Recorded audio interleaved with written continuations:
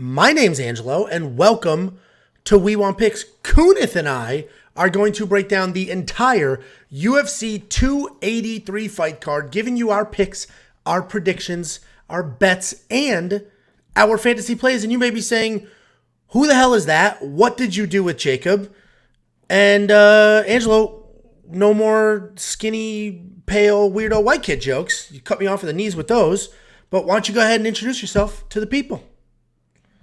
You could throw the white kid jokes out there. I just don't think they'll land. But yeah, Kunath MMA. You'll see my channel right there. Talked to Angelo for a while, and he threatened my family if I didn't come in and fill in for Jacob. So we're here. I'll do my best. I know you guys are probably used to your routine, seeing Jacob, seeing Angelo. So sorry to throw a wrench into things, but Jacob couldn't be here. The show must go on, and I didn't want to leave Angelo high and dry, you know? Well, I genuinely appreciate you coming here. So Jacob's legitimately sick. He was like sick yesterday, but it was like, and that's why we pushed it to today. And he's like, let's see, maybe I'll be better tomorrow. And it took a turn. He's not like dying in the hospital, but he's way too sick to do this. So I called Kunath. He stepped up. Appreciate you. Guys, follow him in the description. His link is there, Twitter and YouTube. And he does a lot of this same content and good amount of DraftKings stuff. Now it's time for me to promo my own shit. Go to WeWantPicks.com and become a premium member. It is only $10 a month. That's a month. That's not $10 an event. It's $10 a month, and it gives you access to all of the events that entire month, all of our picks, our bets, the predictions, the DraftKings optimizer, fantasy plays, everything you could ever imagine, including the safety parlay. You're going to have to sit through this, Kunath. Sorry. Including the safety parlay, which is a premium. You're getting your wallet is what's happening. It is a premium member exclusive. You are up 13.39 units. That is net profit if you have tailed this the last 7 events. Last week was Bajrat and Rebecca as the base. Third leg was Charles Johnson. And we have a 4-leg up now for UFC 283. And the last and final plug for the opening will be go to WeWantPicks.com/bets. Use any of our links to sign up with one of our affiliate partners, and we will send you $50 as a thank you. They pay us, we pay you. Very easy. WeWantPicks.com/bets. Use the link, sign up, make a deposit. I will send you $50. That is out of the way. So let's go ahead and jump in. It's actually a good card. I love these regional cards because they're a little easier to break down, right? They stack them traditionally for the local talent to showcase some of those people, cater to the crowd.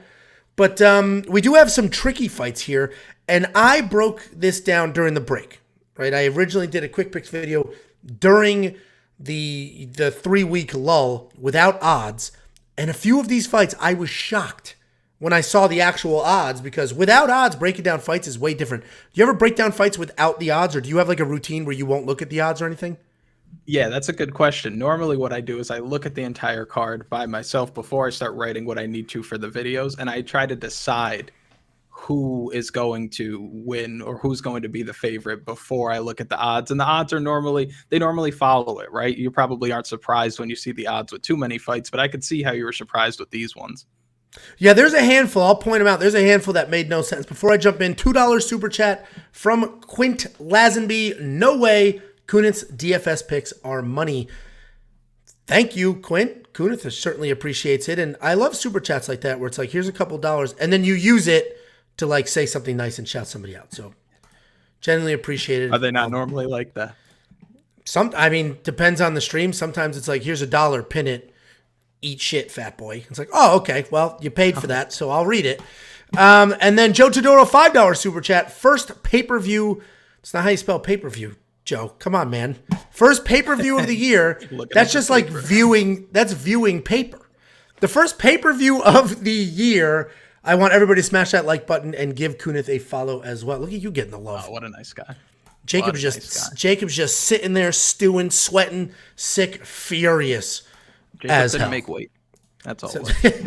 So let's go ahead and jump in. The opening fight on this card is Daniel Marcos. He's taking on Saimon Oliveira. Daniel Marcos, 13-0 overall. He is undefeated. He is making his UFC debut. And he's taking on Saimon Oliveira, 18-4 overall, 4-1 in his last 5. And he's coming off that heavy wrestling loss to Tony Gravely. I like Marcos here. I think he's a solid striker. He's got power. He's accurate. He's got a nice, he does a really good job stringing together combinations. And I have pegged, and let me know in a second here, but I have pegged Saimon as a grappler, like almost a jiu-jitsu nerd. And people like overwhelmingly were like, no, he's a Muay Thai guy. But that is not how he fights. Like, he's a capable striker, but it is not, you don't watch his fights and say, this guy is a striker. You watch his fights and you go, that's a nasty grappler who's learning to strike. He stands in a Muay Thai stance, but we know what he's looking to do, right? He wants to get 100%. The fight to the mat. He wants to try to submit his opponent. But if he's on the feet, yeah, he is a Muay Thai guy, and he's built that way. But I'm right there with you. This guy is very much looking to get the fight to the ground. That's obvious. 100%, and he way overreacts. He way overreacts to strikes. Anything comes his way, he like completely like ducks, blinks, turns his head. And somebody like Daniel, who's going to string together combinations, I think is going to take advantage of that. So I have Daniel here. What do you think of this fight? So everybody that I've looked at has thought the same way you have. They've thought that Daniel Marcos is going to go out there and win. And when the odds were first made, if I'm not mistaken, Daniel Marcos opened as the favorite. The line swung the other way. But it seems like publicly everybody's on Daniel Marcos. Even if you go to Tapology, it's like 80% of the votes are Daniel Marcos, the Peruvian guy's going to win. But I'm not so sure about that because of not only the opening odds, but also what this fight is going to look like on the mat. Like, a lot of us are sour on Saimon Oliveira because he got mopped up by Tony Gravely, but That's a hell of a debut to make, right? Tony Gravely's no joke. Tony Gravely had some of us going back and forth when he was going to fight Javid Basharat. So I don't know if we're just sour on Saimon and high on the guy who's coming off a Contender Series win, but I think that Saimon's getting slept on here. I like Oliveira to win personally. I think that he gets it done with the submission. And from a DraftKings perspective, because I know we want to get into that a little bit, no one's playing him. I'm not saying you have to. Sure. I'm not saying that he's a lock, and we'll talk about this on my final picks video later in the week, but he's somebody who's going to go way under the radar, and with his win condition, good value, and I think that he can get it done. I think this is a spot where people are just overreacting to what they saw first time out from him. Yeah, I mean, I could definitely see that, especially because Tony Gravely is a tough outing because he has power, but he's a nonstop wrestler, and it doesn't matter how slick you are on the ground. You get a really good wrestler with good position that can elbows in for 15 minutes, then you're going to have trouble. I mean, Daniel Marcos is the underdog, which I was surprised at that. I expected him to be the favorite because I just think I think the gap on the feet is wider than the gap on the ground, and Saimon Oliveira is going to have to get it to the ground to make something happen. So I like Marcos here. Again, I broke this down before odds, so I was just watching tape and going from there. So you're saying you would spend the $8,600 in DraftKings? Yeah, just because it's when it comes to DraftKings, it's the guy who wins the contest is never the guy who played the 6 people that were the safest pick. This is going to be somebody who comes in super low owned. You have 15 fights on the card. With the way the UFC has been over the last year, I doubt we'll have 15 fights by the time Saturday rolls around. But if we do, there's going to be really spread out ownership. But this is somebody who a lot of people probably aren't going to get to. So if you're playing big contests, large field stuff, running a lot of lineups, having some exposure to Saimon Oliveira, not terrible. Yeah, certainly. I don't have any bets on this fight, but this also feels like it could be an inside the distance. Yeah, no. But it feels like Saimon Oliveira could be a safe inside the distance decision, no action kind of guy because he is tough. Tony Gravely pounded on him for a while. Mm-hmm. And he's not the type of guy you're just going to get out of there. Like, yeah, he does overreact with the striking, but he is a tough guy. And if he wins, he will likely win by submission. I don't know. I don't think he has. I in my notes I have very tough, likely isn't put away, or wins by submission, and that's exactly where a bet like that is solid. The problem is he's already the favorite. So then a bet like that, which is a safety net bet because there is a world where you get a refund, it's probably going to be a little too rich and not worth it. So I don't know if you know what Monkey Knife Fight is, but it's daily fantasy. These are strike lines, total strike lines, every single literal pitter-patter strike. They have Daniel Marcos at 57, Saimon Oliveira at 51, and we say more or less, and if you're right, you can triple your money. What do you think of this strike line? Does it need to be for both or just one or the other? You have to get both right. That's what makes it fantasy and not gambling. You know what? I think these guys could end up just going to war for 15 minutes. It's not hard for a guy to hit over 50 significant strikes if it goes the They're distance. not even significant. It's total, which makes it even easier. Oh, so they just have to put it out there. It doesn't even anything. Any little slap against the face because someone's trying to take you down counts. Everything. Gotcha. Yeah, then I mean, I think that the more is probably what works out there. Gotcha. Yeah, I think more probably makes the most sense because Simon's tough. He's probably going to have to swing away to work his way in, and he's not like some killer wrestler that's just going to drag him to the ground without effort. So I think this is going to be, I don't want to say a sloppy fight, but it will be, this isn't going to be a thing of beauty, and I don't think either one of them is going to look like they're incredible. I think it's going to be sloppy back and forth, and if it gets to the ground, Simon will win. If not, he's going to be overreacting to a bunch of strikes coming his way. Like that. Then we have Luan Lacerda taking on Cody Stamann. This is a fight where I was shocked by the odds. Yeah. But we got Cody Stamann. He's 20-5 overall, 2-3 in his last 5. He's coming off the KO win over Eddie Wineland. Keep in mind, Eddie Wineland's like 49 years old. Luan Lacerda's 12-1, 5-0 in his last 5, with his only loss being in all the way back into 2014. Luan Lacerda is another slick grappler. He can strike as well. He comes forward. He is reckless, right? He will just bomb away, throw kicks, no real rhyme or reason, but he does have a ton of power. Then if he can get the cage, he's going to work for leg trips, singles, takedowns, things like that. And then on the ground, he can be a savage. Cody Stamann, this dude's well-rounded. He wrestled in middle school, high school. He wrestled in college. He started boxing at 16 years old. He's a technical striker. He can have a nice pace.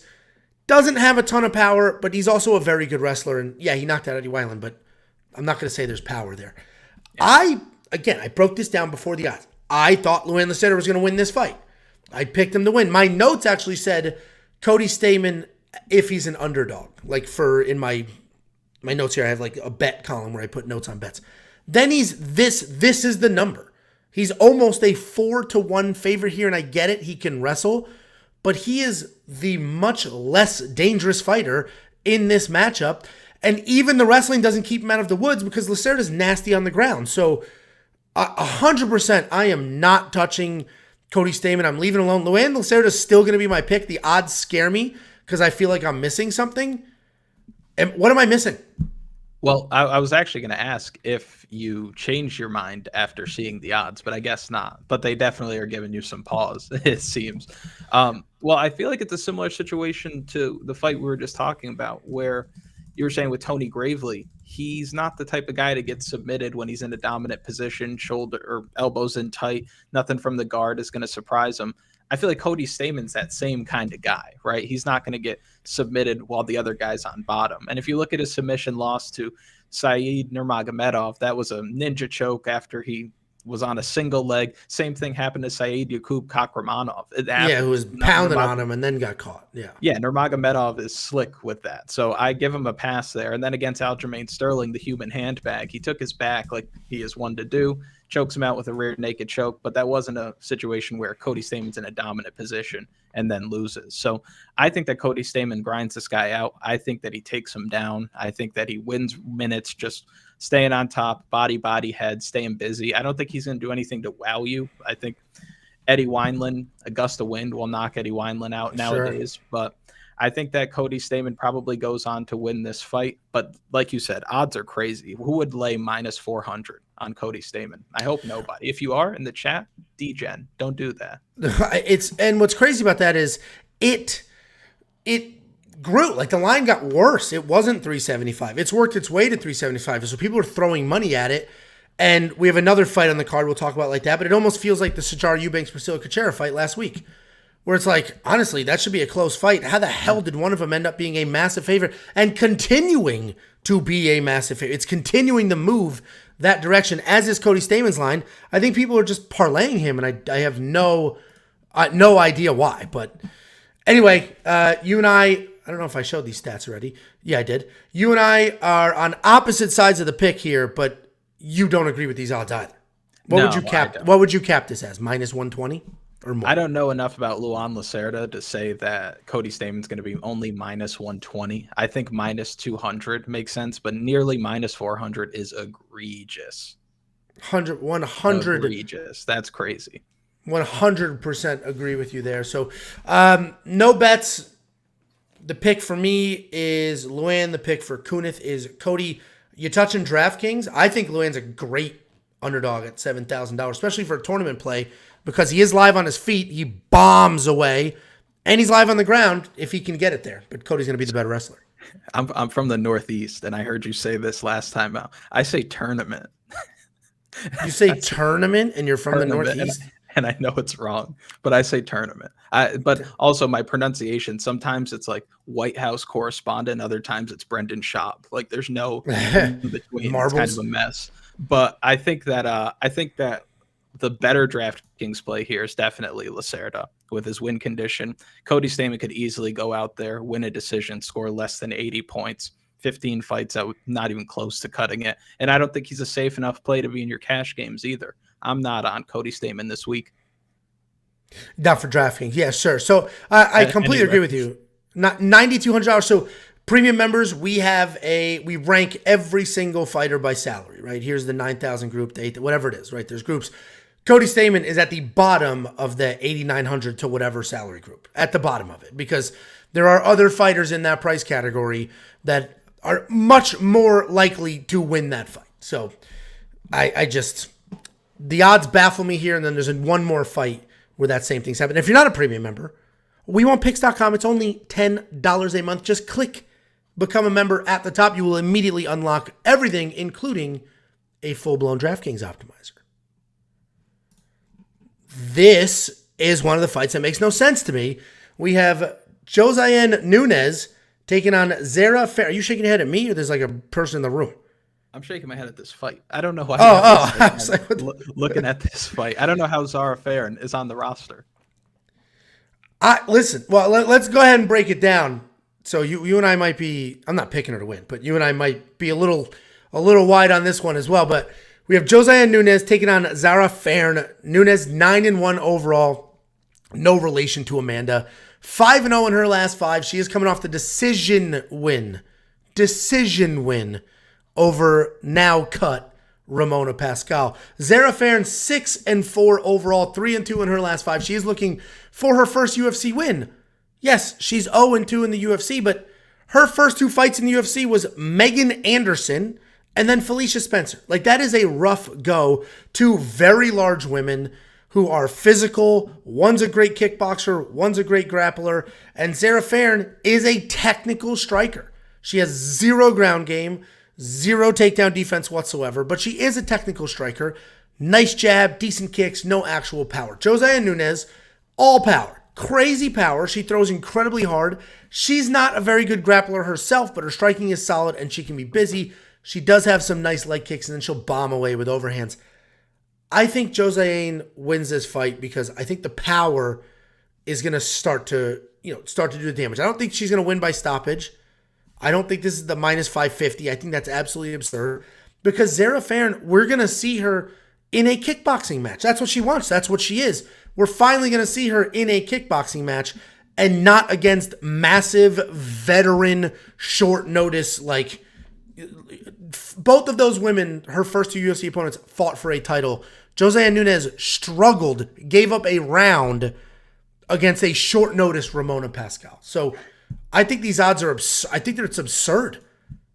What do you think? Yeah, I don't think the odds are absurd. I think that anybody could be a minus 500 favorite against Zarah Fairn, but this is a fight that has over written all over it. I think that Zarah Fairn is going to be able to move a bit, stay out of trouble, not get knocked out by the big power, maybe knocked down once or twice, but not knocked out by Nunes here. But CJ said it in the chat. She's a jobber, and she really is. Like, Nunes goes in there, beats her up, wins a decision, moves on. We don't need to spend too much time talking about this. This isn't a fight that you should be playing on DraftKings. This isn't a fight that you should be betting on. She's nothingness. Get her out of here. She's just so Josiane, $9,500. You absolutely need a finish to be worth that. And this is one of the very few times you will get a 1.5 round line in a female fight. Yeah, I do like the over. Yeah, I do like that over quite a bit because, listen, Josiane has power, but she doesn't have like insane power. She couldn't get Ramona Pascal on short notice out of there. And Ramona Pascal was just put out. So we know it's possible. And I've talked about this a lot on my channel as well. When it comes to women's MMA, I was doing this for half the year. The hit rate on the over was over 70%. And on women? On women's MMA going over, despite division. The hit rate was over 7. It was around 73% at the middle of the year for the entire year. 1.5 rounds, give me that all day. Josie Nunes has power, but it's because she plants her feet and throws everything into these big hooks. And women like Romano Pascal can't get out of the way. But I don't think that this is a spot where you want to touch the under. I think the over is easy, very easy. I 100% agree with you. 1.5 round. And Zarah's technical. She'll bounce around. She'll stay on the outside. She'll jab away every time Josiane plants her feet. So Nunes is the pick for both of us, but you should do absolutely nothing with that information. If you want to go ahead and hit that over, we think that's a pretty safe play there. We're flying through. Boy, without jumping on the chair and the theatrics, we are flying through this. I'm sure people like the theatrics. It's a good bet. Oh, 100%. No, 100%. Next up at UFC 283, we have Warlley Alves taking on Nicolas Dalby. Warlley Alves 14-5 overall, 2-3 in his last 5. He is alternating wins and losses. Nicolas Dalby is 20-4 overall, 3-1-1 in his last 5. And he's coming off the decision win over Claudio Silva. And I like Dalby here.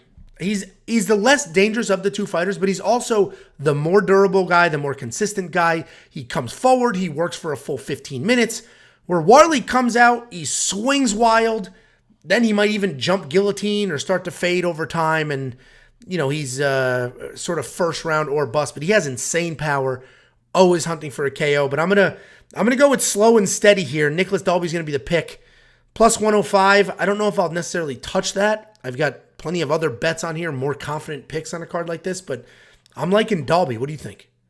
I like the steadiness out of Dalby for sure, right? We know what we're going to get out of him, but he's not super dangerous. And I think that's where Warlley Alves has the most trouble. Guys that are able to put him in bad positions and finish him. I don't know if Nicolas Dalby is going to do that. And I don't think that Nicolas Dalby is going to try to grapple with this guy either. Like, he's alternating wins and losses. He's had mixed results, but he's the same guy that choked out Colby Covington, right? So you got to put some respect on his name. Even Mounir Lazzez, who's solid. We know how slick that guy is. He almost sliced through his stomach with those body kicks that he was landed in the first round. So I like the more explosive guy here. I like the guy who has more tools to win. The younger guy, Nicolas Dalby at 38, which makes you about 8-10 years older than him, probably. And then I like how Warlley Alves could. Did you just ask how much older Dalby is than Alves? No, I asked how much older you were than Dalby. Oh, I was like, it's on the screen, dummy. Yeah, no. Oh no, how old do you think I am? I've told you. I'm curious how old the chat thinks I am. I don't remember. I don't remember what you told me. What, 45? I think your internet's going out. Your video stream looks like it's going to be cut off in a second. Oh no, I'm 39. Okay, gotcha. You really thought I was 45? Holy shit! No, I'm just messing with you, man. 56. I need to work on myself. Holy shit! That's hilarious. I'm 55, so don't feel bad. But no, I like Warlley Alves to get it done here. I don't love it because I think that he could fall apart later in this fight. I think that Nicolas Dalby is a tough out for anybody and could steal around here. But even last time out against Claudio Silva, who's an old, tiny grappler, he went life or death with him. Claudio Silva secures a takedown the third round. The fight's over, right? He wins by decision. He doesn't secure the takedown. Nicolas Dalby wins. I don't know. I'm going to take the more talented guy here. I hear you. Warlley Alves is definitely the more dangerous guy. Talent is an interesting word because, like, he's talented because he's super athletic and he's willing to risk it. Yeah. Like, I don't know if skill for skill, I don't know if he's better, but yeah, he's definitely one. He's 100% the more dangerous guy. So, I'm not touching it. This, again, is a great inside the distance decision, no action spot for Warlley Alves, but he's the favorite, and you're not going to get your money on that because he's tough enough to not get put away. And Nicolas Dalby's not very dangerous. But Warlley Alves, I feel like in this fight is closer to first round or bust. And I'm a little too conservative to do anything with that. Let me ask you, where do you get that decision no action bet? Where is that? DraftKings will have it as a finish only, but our partner, Bet Online, has it. And it's just called Inside the Distance Decision No Action. They have it on every single fight. And I don't know if that was a setup or not, but I'm going to take it. And if you want to go to WeWantPicks.com/bets, use our link to hop into Bet Online, make an account, do a deposit. I will send you $50 as a thank you. But they genuinely, promo aside, Bet Online has 17 unique prop bets for every single fight. 17, including who gets more takedowns, takedown lines, who's going to land more significant strikes, things like that. Like stuff you will literally not see anywhere else. So depending on the matchup, there's some easy, like I just cleaned up with, and they limit some of those bets, like where you can only win $100 because they know like it's stupid. But I just cleaned up on Umar Nurmagomedov under, they set his takedown line at 4.5. And I was like, listen, win, lose, it doesn't matter. He's not getting 4.5 takedowns here, or 5. So I did the under and it hit. So I love those. Nice lob. You going to spend the $8,300 on Warlley Alves? No. All right. Well, I love the more dangerous guy. I got to go with the dangerous guy. Sure. No, listen, you can't necessarily trust him, but if he wins, he's going to score 120 points. So it's gonna be. He's probably a great tournament play and a terrible cash play because of the risk, for sure. And then that makes sense. The monkey knife fight strike line 32-63. I hate when they're this wide because I like to just say over, under. But this is probably more. It's probably more. If I think Dalby wins, it's going to be more because it's going to work its way to a decision and he's going to land a whole bunch of strikes along the way. But if Warlley wins this, then it's going to be a less. Oh, so you can do more for one fighter, less for the other. Okay, that's 100%. What I was asking before. I just didn't. Oh, yeah, sorry. Okay. Yep, no, 100%. So yeah, I'm not going to touch it, and you don't need to. Nope. You don't need to play every single one, but they also have Knockout Kings, and this next fight. Oh no, the next fight after this is a perfect candidate for that. So we have Terrance McKinney taking on Ismael Bonfim, the first of the two Bonfim brothers fighting on this card. Terrance McKinney is 13-4 overall, 4-1 in his last 5. He is coming off the submission win over Eric Gonzalez, and he's taking on Ismael Bonfim, 18-3 overall, 5-0 in his last 5. And his last loss was to Renato Moicano in 2014. Those brothers, the Bonfim brothers, they're very talented. Mm-hmm. They're somewhat similar. This is the wild one. The other brother is more controlled. We'll break him down a little bit. This is the wild brother. He's a wild striker. He's got real power. No regard for straight punches. He just charges forward. Everything is looping. It's like he's throwing a baseball. He'll mix in flying knees. He can grapple. He's got solid BJJ. He's a well-rounded guy, but he's running out there for a finish.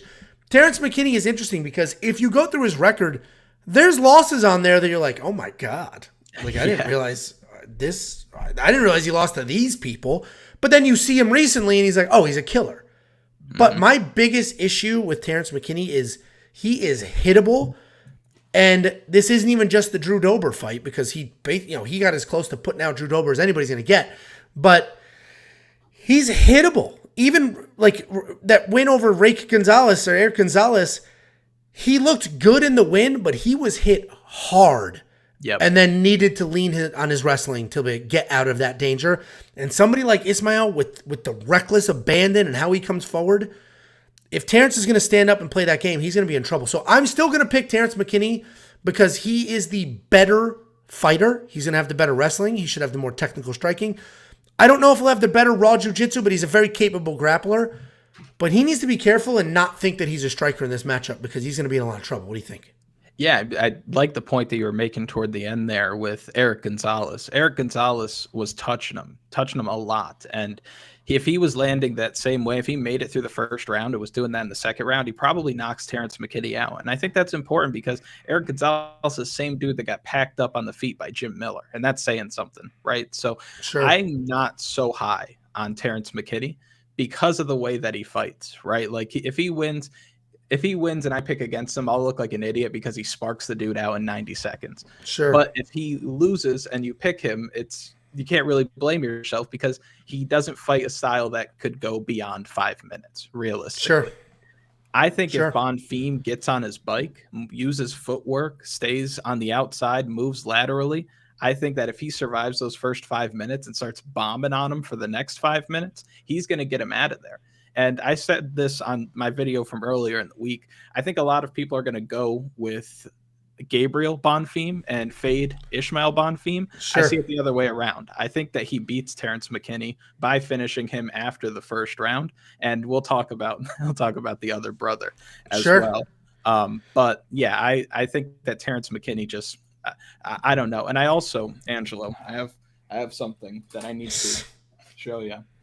I have a little conspiracy theory about Terrance McKinney in this matchup. So I don't want them to hear me. But I think that Terrance McKinney is put in a position by the UFC to lose this fight because the UFC knows that the fans are forcing his hand to make him fight Paddy the Baddie. And he'll smoke Paddy. Yeah. Yeah, and I don't think they want that. I don't think they want those problems. So they're going to get somebody in there who has a decent amount of hype, can capture that McKinney hype, give him a good fight, probably put him out. So give me Ismael Bonfim here on DraftKings at his price all day. I mean, either side. You're going to need either side. Sure. If you're running multiple lineups, you'll need exposure to both of this. I don't know what the fight doesn't go the distance line is, but I see Jason Peace in the chat. He's on point there. Yeah, I assume this fight is not going to go the distance as well because we've seen Terrance McKinney is a finisher, but he also gets finished. And it's not, that Drew Dober fight wasn't an anomaly. It's not the first time he's ever looked like a human, right? It definitely, I don't want to say exposed him because he didn't do anything wrong. That was a short notice fight. And he went out there, almost took that dude's head off, and then got exhausted trying for the finish, and then he got put away. But it was short notice. So let's. But in 3 minutes. I mean, most of the guys in chat probably are last 3 minutes, but not a professional fighter, right? That's crazy. I mean, listen, a lot of these people in the chat, no offense to them.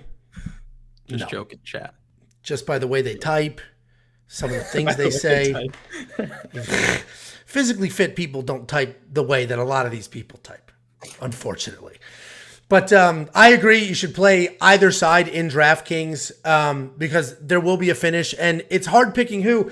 And these odds are appropriate. I threw a little half a unit on Terrance McKinney when I first broke this down. I regret that bet deeply. But it was during the 3-week lull. The lines dropped, and I was like, minus 136. People are obsessed with Terrance. That line's going to take off, and he should win this fight.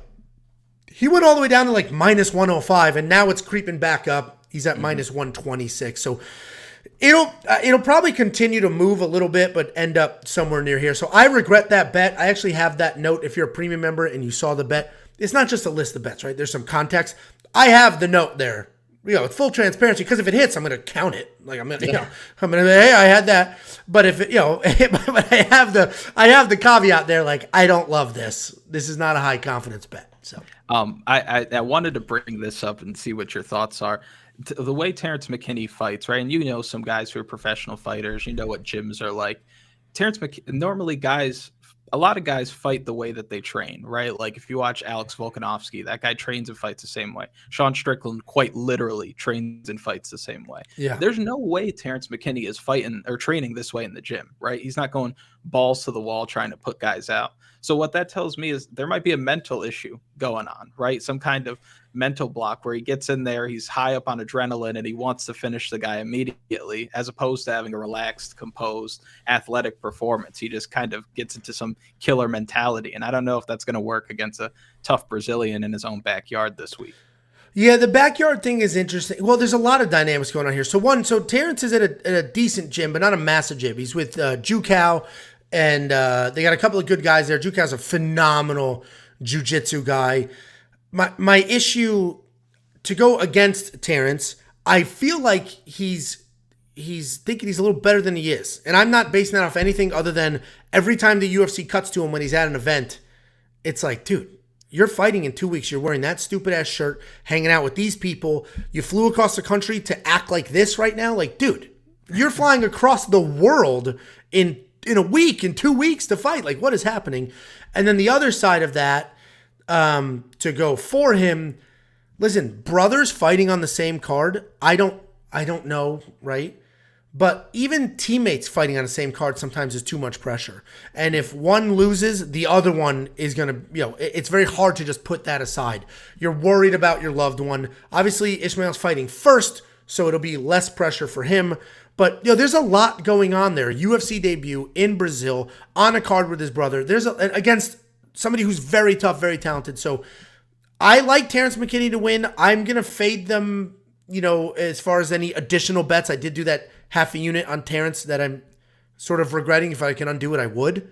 But, it'll be a fun fight for sure. And I definitely understand the logic of one of them should be in your DraftKings lineup because there will be a finish here for sure. It's like heavyweights basically, except way more talented. Right.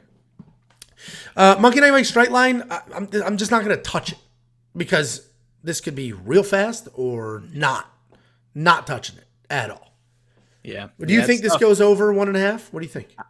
Over 1.5 rounds, I think it's so tough. I think it's so tough to call. For the monkey knife fight thing, it's tough because 40 strikes for Terrance McKinney. If Terrance McKinney hits somebody 40 times who isn't Drew Dober, they probably die. Sure. Right? Sure. I would say the less makes more sense there. And I guess you would say the less for the other guy as well. I think that makes sense. Less. And they come out bombing. Probably. I don't think it might go under a round and a half. Yeah, 7.5 minutes. I don't know if it lasts that long. The under might be the play here. I mean, I ate shit this past weekend when I did the over on the Charles Johnson Flick fight. Oh, yeah. And because I was like, over 1.5, Flick's pretty tough. Charles Johnson, he's got power, but not. And then that was stupid.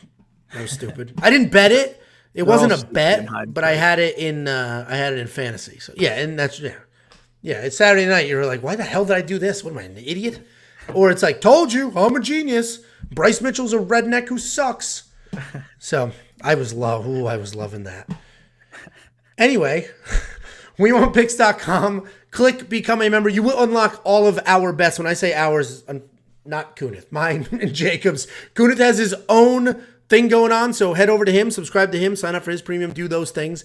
But also do mine and do mine first, and then see like your budget, what you have left, and then go check out other people. Sorry, it's just how this goes. Hey, I'm in your house. I get it.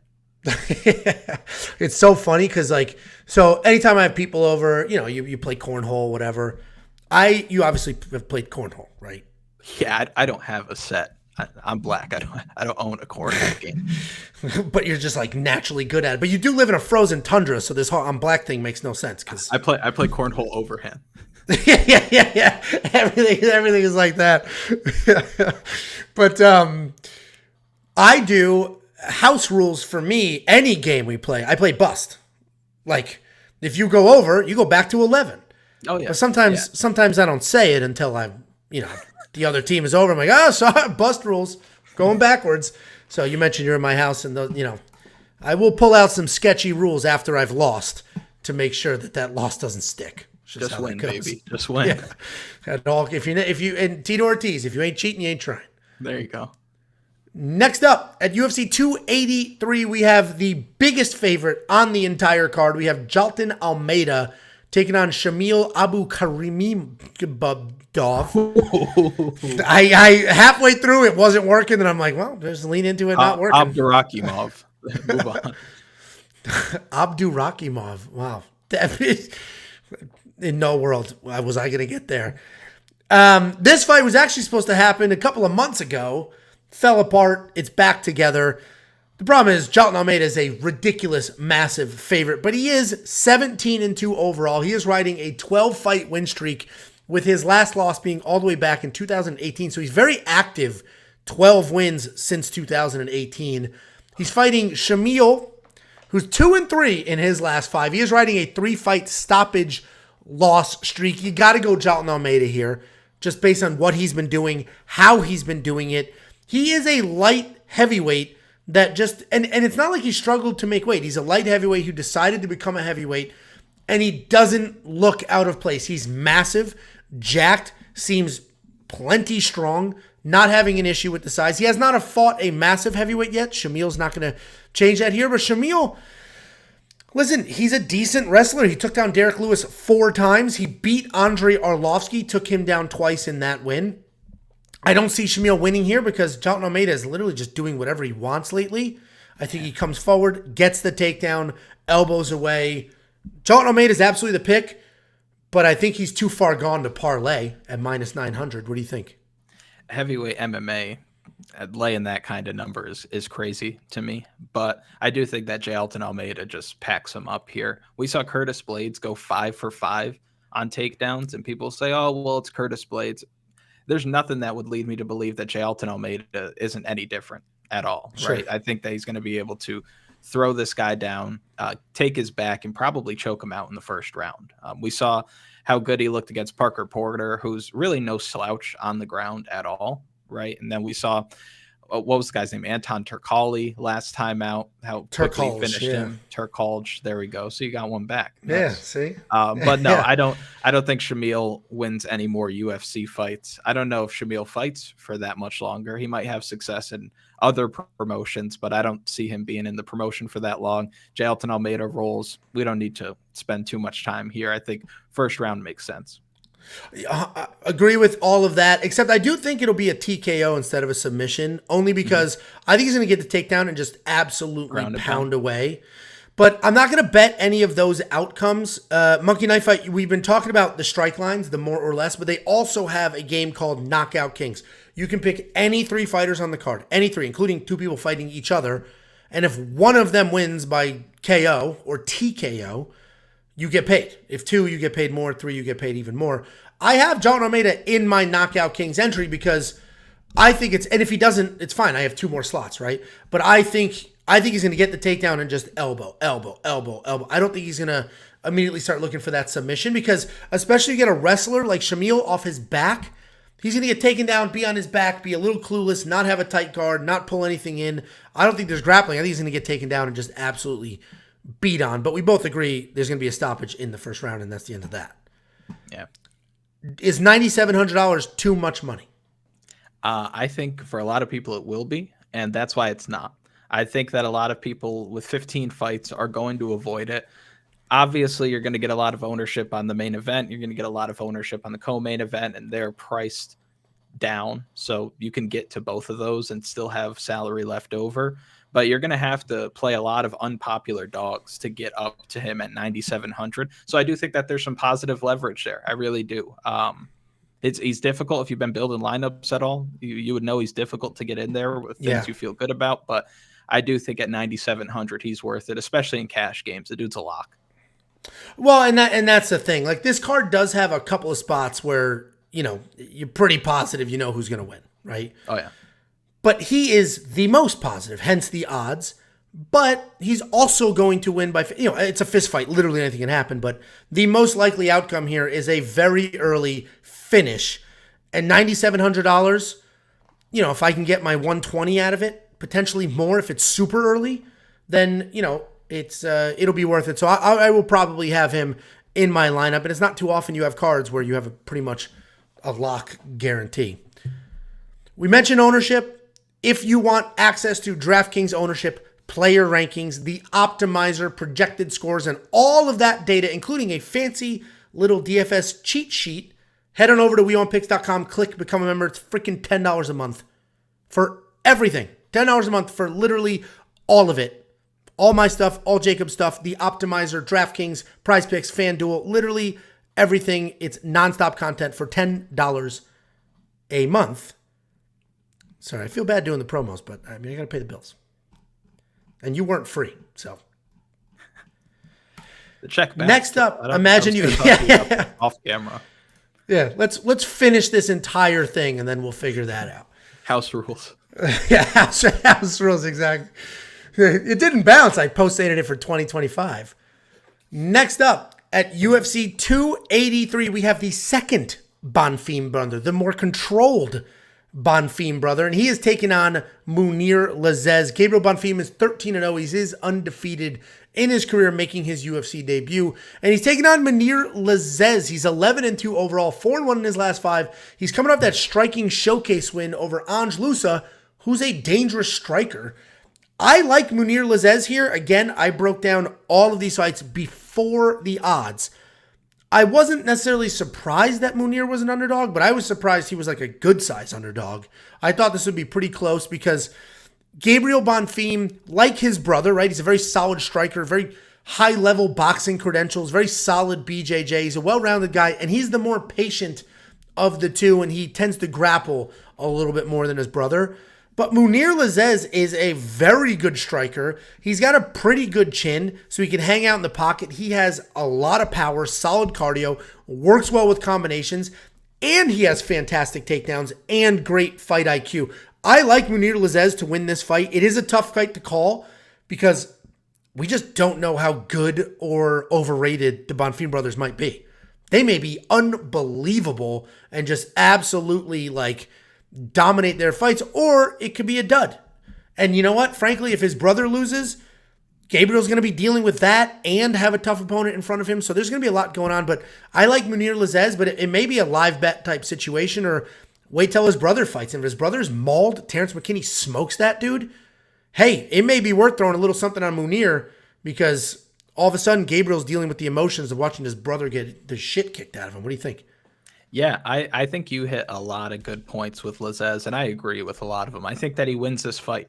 I think the patient approach from Bonfim, I think a patient approach for anybody is a recipe for disaster against a technician like Lazzez, because this dude has crazy active hands. I do liken this fight a lot to the Angelusa fight because Angelusa is 1-2 down the middle, hook at the end of his combinations, but very simple, basic, plots forward, and Lazzez just floated on him, right? And I think that he can do that to a lot of guys. And somebody like Bonfim making his debut, he's probably coming out second. He's going to be in the red corner, I'm assuming, right? Yep. Brazilian people going nuts as he's walking out. He's going to be all filled up with emotion. He might be tight. And, you know, I think Lazzez throws over 100 strikes, lands over 100 significant strikes, I should say, stays to the outside and gets the job done. I think the people that will beat Mounir Lazzez are people that can just explode on him, like Warlley Alves did. But I don't think that Gabriel Bonfim's going to be able to take this guy out. And I don't think he's going to take him down either. And that is his only path to victory, in my opinion, is taking him down and trying to submit him. But I like the footwork. I like the busy hands. I like the technique. The guy's a sniper. Give me Lazzez as well. Yeah, and Lazzez has decent takedown defense at 71%. And it's not like it's been wildly tested, but yeah, he's a very well-rounded, very capable guy. And I'm surprised the lack of respect he's getting because, you know, and this is just MMA comment sections in general. Like everybody's 100% positive that their guy's going to win. Oh, yeah. But there's a lot of like, Lazzez gets murdered. It's like, but what have you seen that makes you think he gets murdered? Dude, last week I can't tell you how many people I had tell me that Dan Ige was going to spend 15 minutes on his back and tap for his life. And I understand the comment sections are very polarizing, but I don't think that he murders Lazzez here. I don't think there's many guys that are going to murder Lazzez unless you're, again, somebody who has crazy power who could just bomb on him. But even then, like that body kick from Warlley Alves, that's going to buckle Cyril Gane. You know what I mean? Sure, like that, sure. It's your body. There's only so much you can do. Well, and I was actually, I broke down the last card also before the odds. I picked Damon Jackson to win because I thought he would wet blanket. But I was like, and that's fair. If he's in a kickboxing match, he's going to get his ass kicked. The dude was in a didn't even attempt to like some of the lowest fight IQ I've ever seen in my entire life. And frankly, I'm going to bring that back when we talk about the co-main event because there's a lot of factors there and we'll figure that out in a little bit. But you and I are both on Mounir Lazzez. I love him at the $7,400 price point. There's not a lot of underdogs that I really like, and he's not an $8,100. Like this is a solid price point at $7,400. Yeah, and I mean on DraftKings you get 30 points for the decision win. You get 0.2 points for strikes landed, 0.2 points for significant strikes. So it's basically like significant strike is worth 0.4. If he lands 100, right, he's got 40 points in the bank, and then he's got another 30 points from the decision win. He needs to make another, 4 points to be able to kind of pay off his price tag, if you want to look at it that way. I think he's a solid play on DraftKings, and I think he's good leverage over Bonfim. I think more people will go with Bonfim in this spot.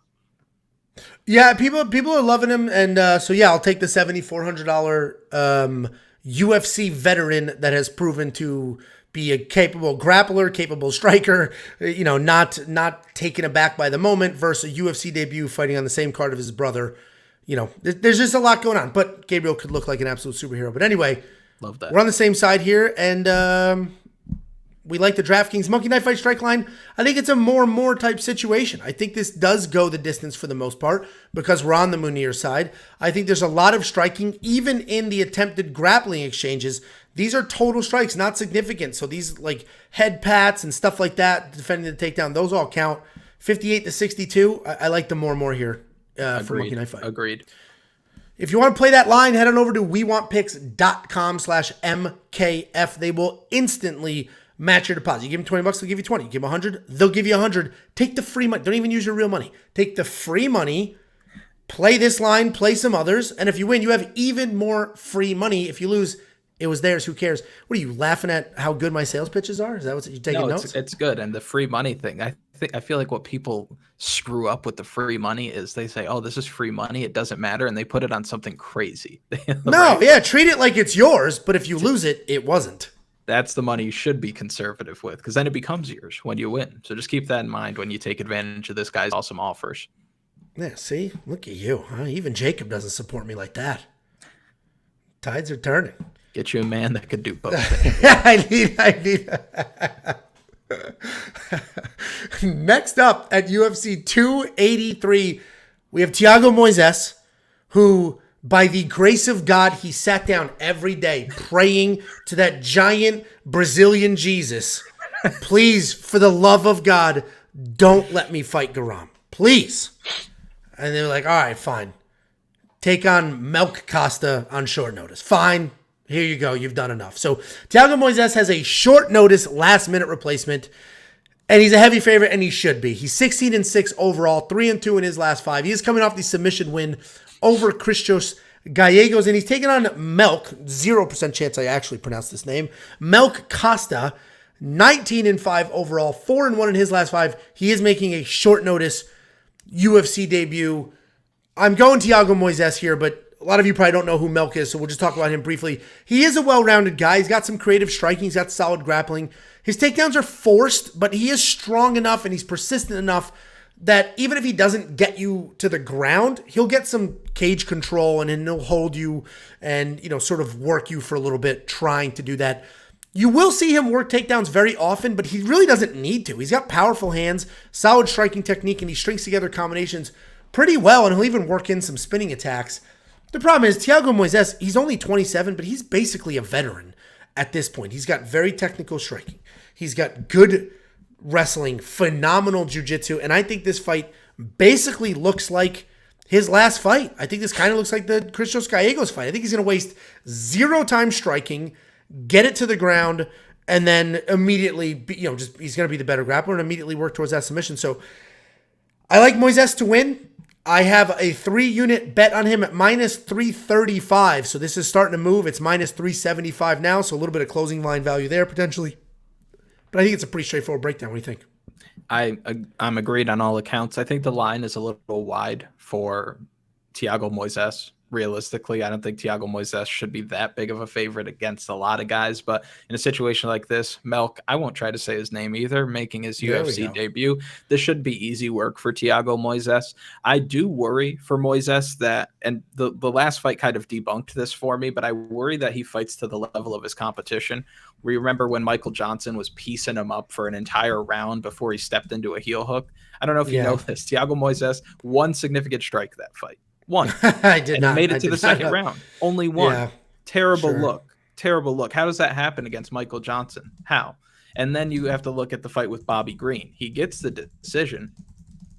Did he actually win that fight? I don't know. But then you see him actually hold his own against Islam Makhachev. And that kind of tells you where he's at with his maturation, because he's a young guy. He's been in the UFC for a while, getting better with each fight. And last time out was kind of his his masterpiece, right? Like he looked real good against Giagos, and I think he could look good against Milk as well. Sneaky play on DraftKings at 9,000. Not a lot of people are going to be dying to play him, but I do think that he probably wins inside the distance. Yeah, and you're right. He's been in the UFC for a very long time, and we've seen him mature. I cannot believe he's only 27. Yeah. I would have assumed he was like 33, and he's finally that's like he's at his peak, like right there, and then, eventually he'll have a steep fall. But he's only 27, and he's not an abused 27. Like, yes, he's been in some wars and stuff, but he's not abused. His body's not falling apart. So, and I agree. I love Thiago Moises. We've picked him as an underdog a couple of times and had some success. He was Jacob's lock of the week like a year and a half ago. I don't even remember who the opponent was. But minus 375 is wide for Thiago Moises in general because he's not a killer. But with these circumstances, I don't mind it. It feels appropriate with these circumstances against this opponent. And he was training for Garam. He was training for a beast. Garam would have smoked him. He 100% would have. I would have bet everything on him. 100%. Garam was in the safety parlay, and then that fell apart. But, he was still training for that, knowing what he was going up against. And like you said, Thiago Moises showed up when he fought the freaking champ. What the hell's his name? Makhachev. Yeah. Say Islam. Who the hell says his last name? Islam. So he showed up in that fight. Yes, he lost, but he showed up and put on a decent performance against the now champion. So we know he takes those fights seriously. He was training for Garam. He got the gift of the century. I think he blows through Costa Hero. I think we both agree. 9,000 though, it's tricky because if you're going to spend the 9,700 on Almeida, your next expensive pick is going to be a tricky one, and you have to be very, very confident. What do you think? Yeah, I mean, based on what you said, though, if you're going the Lacerda route and you roster the main, the co-main, Jailton, Almeida, you could squeeze Thiago Moises in there and still have a little bit of wiggle room as well. Yeah, we have a couple of guys that should win at that 9-something thousand price point. We'll talk about a few in a minute, but I do think Moises wins this fight. I'm pretty confident. Obviously, I put actual money on it, so I will potentially try to squeeze him into my DraftKings lineup. You mentioned that one significant strike. I do think this is a less play because I think he grapples instantly. I don't even think he's going to waste his time on his feet. I agree. I was waiting for you to say that. I think that's less as well. Yeah, so we're on the same side here. Before I do any of my own plugs, follow Kunath. He is here. He is helping me out. Jacob is sick, like actual sick, not dying sick, but like way too sick to be on camera and try to be entertaining. So he's taking the time off to get better, and I reached out to Kunath, and Kunath stepped up. He has his own channel, lots of great insight, as you can see. He says like rude shit under his breath about us sometimes. That is what it is. But go ahead, at Kunath MMA. The link is in the description. Go there. And tell him that we sent you so he can see why they're there. It's not organic. Make sure he knows why you went there. Not, I found you naturally. No. They sent me. Like when you go to the deli and you're like, oh, Joey sent me. Do that. So he needs to know. You say mozzarella at the deli? I hate that shit. Did you hear me rant about that last week? Yeah, that's when we were talking about tournament as well. Yeah. Oh yeah, exactly. I just hate mozzarella. You just speak perfect, normal, regular person English, and then prosciutto. Yeah, with a B, brajut. It's like, come on, what are you doing? Like, you talk like a person. Stay talking like a person. Like, hello, can I please I'll do 1 pound of mortadella, a half a pound of prosciutto. Like, shut up, dude. Shut up. I hate that. Nobody in the North, anybody outside the Northeast has no freaking clue what I'm even talking about. But yeah, like if you have a Waffle House in your state, you're probably like, what are these dudes talking about? I don't. There are 0 Waffle Houses in Connecticut.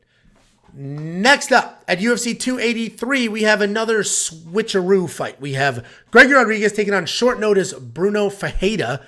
Gregory Rodriguez was supposed to fight Brad Tavares, and I thought he was a lock against Brad Tavares. I think this is a much tougher fight. This is a much more dangerous opponent than Brad Tavares is. Bruno Ferreira is 9-0 overall. He's 9-0 in his career, obviously, but all stoppage wins, and he is making a short notice UFC debut. And he's taking on Gregory Rodriguez, 13-4 overall, 4-1 in his last 5. That only loss in his last 5 was to Armen Petrosyan. We know Gregory Rodriguez at this point, so let's talk about Bruno Ferreira real quick. He's a powerful striker. He's light on his feet. He's constantly mixing up his attacks. He bounces on his toes, and that really helps him come in and out of the pocket, manage that distance really, really well. He's got wild spinning attacks. He will throw with absolute power, but he's also patient. You assume he's reckless. He's not. He's patient. He will find his opening, and then he'll explode. And what I like about his record is it's not hollow. It's 9-0, but if you look at his record, his opponents got increasingly tougher, right? It was against like a 1-1 guy, 3-4, 16-5. Like it worked its way up. It's not like some of these other UFC debuts that are undefeated that, Jacob broke down that dude last week that he was, he fought a guy that was 1-100. That's not who Bruno Ferreira is fighting. So yeah, shout out Jay Ellis. Yeah, I mean, good for him. I think I knocked out Jay Ellis a couple of times. You may have sneezed a little bit hard in the grocery store. Dude fell over, and there's a win. Gregory Rodriguez, a beast. But what's crazy about him is he's a jiu-jitsu beast that doesn't use it. He comes out there, very good striker, so he wants to strike. He wants to bomb away, and he can get himself into a little bit of trouble here and there. As we all know, his face was split wide open, down to the bone in his last fight. They didn't stop it because it wasn't affecting his eyes. So they let it continue, and then he was able to get that win. The reason I think that cut matters, and I quoted Jacob here, Jacob's allergic to the sun, right? The earth doesn't want Jacob here so badly that it made the most important thing, the sun, it made him allergic to it. Like that's how badly Earth is like. It's just a 10-8 round every time he walks outside. Every time he has to wear one of those old lady sun hats when he walks he's out around. at the horse races. Gotcha. Exactly. He's walking around Frisco, Texas, looking like he's at the Kentucky Derby with his dog. Anyway, he's allergic to the sun, so they had to cut off a chunk of his face, the sun allergy, and he got stitches on the inside. And I was talking to him about it. I said, "Hey, what did they tell you? Like how long? Whatever." And he said that the doctor told him it'll be 3 full months until the internal stitches dissolve. Gregory Rodriguez is 4 months removed from that happening. And I don't know when he could have started training again. I don't know when he could, because at first Jacob's like, they tell me I can't sweat. I can't, there's a lot of things you can't do for a period of time, especially wear headgear, get punched, wrestle with your head forward. So I don't necessarily think that thing is fully healed. Bruno Ferreira's stupid dangerous, stupid tough. He's definitely not the safer pick, but I do like him here. And I did a tiny little 0.2 unit. Full transparency, units are $100. You're picking Bruno Ferreira. I am, but I threw $20 on the guy at plus 270. Gotcha. Because I think he can come out here and get it done. What do you think? I know how good Gregory Rodriguez is. I know how good he is. Yeah. I've watched episodes of Dr. Phil, Steve Wilkos, and Jerry Springer with people less crazy than you. Let me tell you why. Let me tell you why. Bruno Ferreira, the records look good. His record looks good. The finishes look good. But if you go back and you watch the guys he was fighting, they're more experienced guys, but these guys are corner store clerks. Like they don't look like they have any business being in the octagon, and he's catching them with blast double legs coming from Timbuktu. He's taking like 2 full steps before he's making contact, and he's a short, stocky guy. He's built like a tank. You could say tank. He's built like a tank. Go ahead. I don't know. He's built like the Tasmanian devil, right? And he keeps a high guard. He looks like Deron Winn if Deron Winn could make like 170 or something. But I don't Deron think Winn beats Gregory Rodriguez too. Go ahead. You're no. Okay. No, I think that Gregory Rodriguez knocks this dude out in the first round. I don't think that Bruno Ferreira is going to be able to stand with him.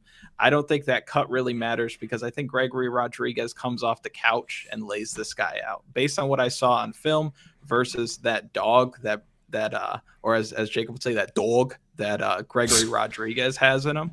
I think that Gregory Rodriguez packs this guy up. I think he boxes him like a fish. And my guy, Brazilian Barack, boxes him like a fish. My fellow Brazilians, I'm going to knock Bruno Ferreira out. I think he fully puts on all all types of beatings on Bruno Ferreira and closes him out inside the first round. He's way bigger. He's way longer. He hits like a truck. He's got heart for days. And take away the Armen Petrosyan loss. I picked Armen Petrosyan that night. I was happy that he won, but I also knew what I was looking at, and that could have went either way. I think that Greg Rodriguez is damn good, and I think that he could really put the hurting on this guy this week. Tall ass, one of the hardest UFC debuts that you've seen in the last 18 months against Zarah Fairn's UFC debut was Megan Anderson, but this is kind of tough, I guess. Sure. Megan Anderson, Greg Rodriguez. Listen, I don't disagree with what. First of all, what the hell's box of fish? What does that mean? Box like a fish. Oh, box like a fish. I thought you said a box of fish. So no. Who the hell eats fish out of a box? Gordon Fisherman. Yeah, fish sticks. Jacob goes to Long John Silver's, but gets chicken strips. Makes no sense. Anyway, and that's why the Earth is like, all right, listen, dude, get the fuck out of here. I can't wait till he's allergic to water, and he finds that out. Anyway, I don't disagree with anything you're saying. Greg Rodriguez is obviously very, very good. I completely agree with everything you're saying. That's why I just threw $20 on Bruno Ferreira, because he is dangerous as hell. And I got him at plus 270. He's plus 246 now, which means some people are starting to agree. They're starting to see it. They see the value. Greg Rodriguez, quick turnaround. Not that quick, but quickish. Wild cut. And I don't care how good he is at jiu-jitsu. He doesn't use it. He does not use it. This is going to be striker versus striker. And Bruno is a very dangerous striker. Far more dangerous than Brad Tavares was. Do you think this is a tougher fight than Brad Tavares or no? No. Oh, no, I think you and I see this two completely different ways. I think that Brad Tavares, like, crazy good chin, very steady, throws things right down the middle, very technically sound, and could go toe-to-toe with Greg Rodriguez, right? Guys that want to go in there and take his head off, like Julian Marquez, right? Julian Marquez was billed as chin of steel, and he got folded like laundry. He got laid out like church clothes. It was bad news bears for him. But Gregory Rodriguez has been knocked out. He's not some iron-jawed cowboy. He was knocked out in the UFC. Yeah.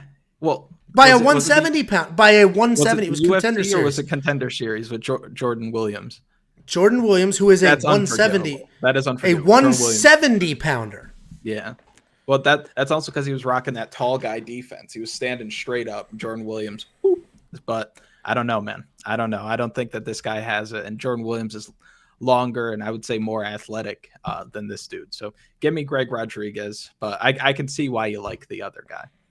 Yeah, and don't. I don't want people to think like I'm not. He's not your lock of the week. I'm not like out here yelling, screaming, this is crazy. No, these odds make complete sense to me. I totally get it. I just think Bruno's very dangerous, and I was like, you know what? $20 at plus 270. I genuinely think he can win the fight. Where I completely disagree with doing that is if it was you. Like, you do not think Bruno wins this fight. But let's say he was a plus 400, and you're like, I'll throw $20 on it. It's possible. It's like, no, that's stupid. Because you don't think that. Why would you spend money on somebody you think loses? I think he wins.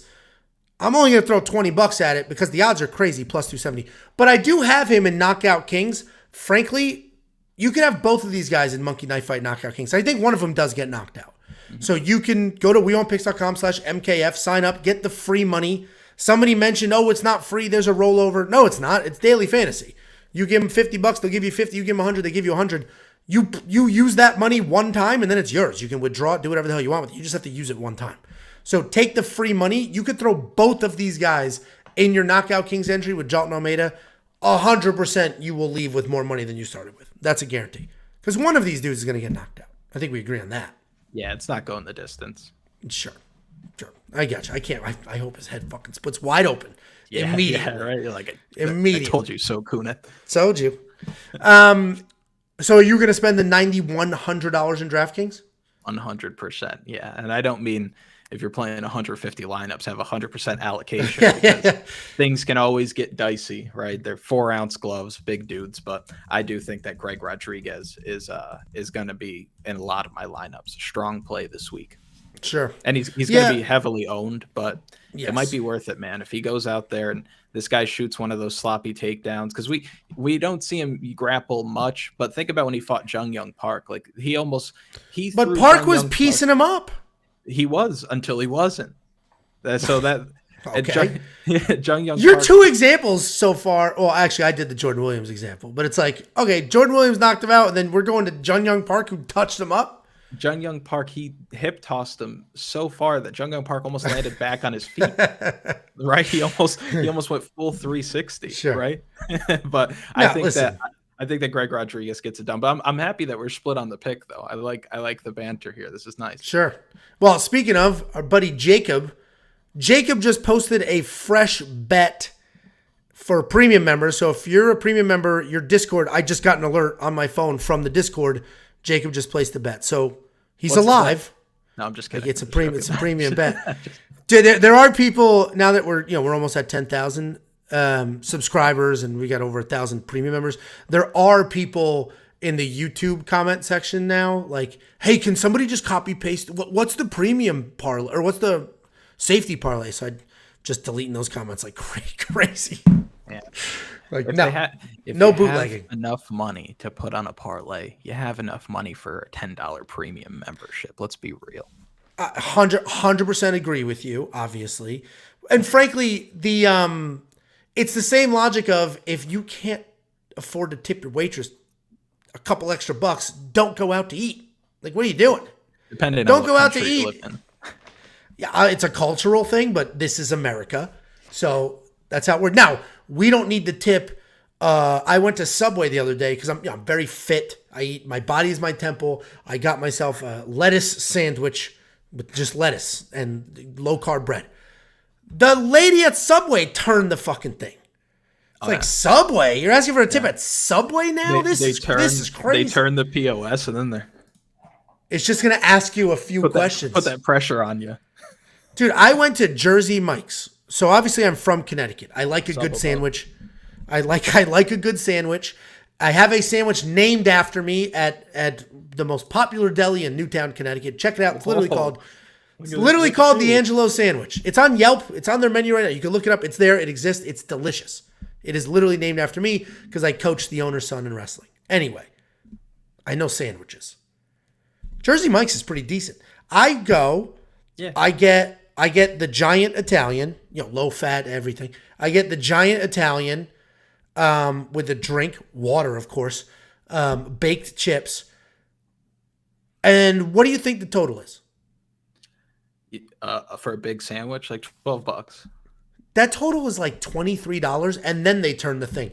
And the tip thing starts at 20%.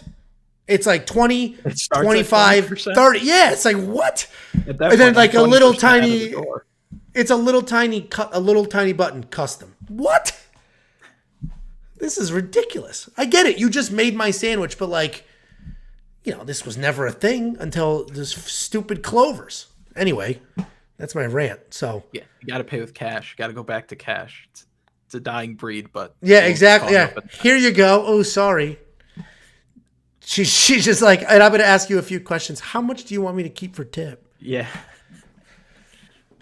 Next up at UFC 283, we have the featured prelim fight, the swan song for Mauricio Shogun Hua, and he is taking on Ihor Peteria.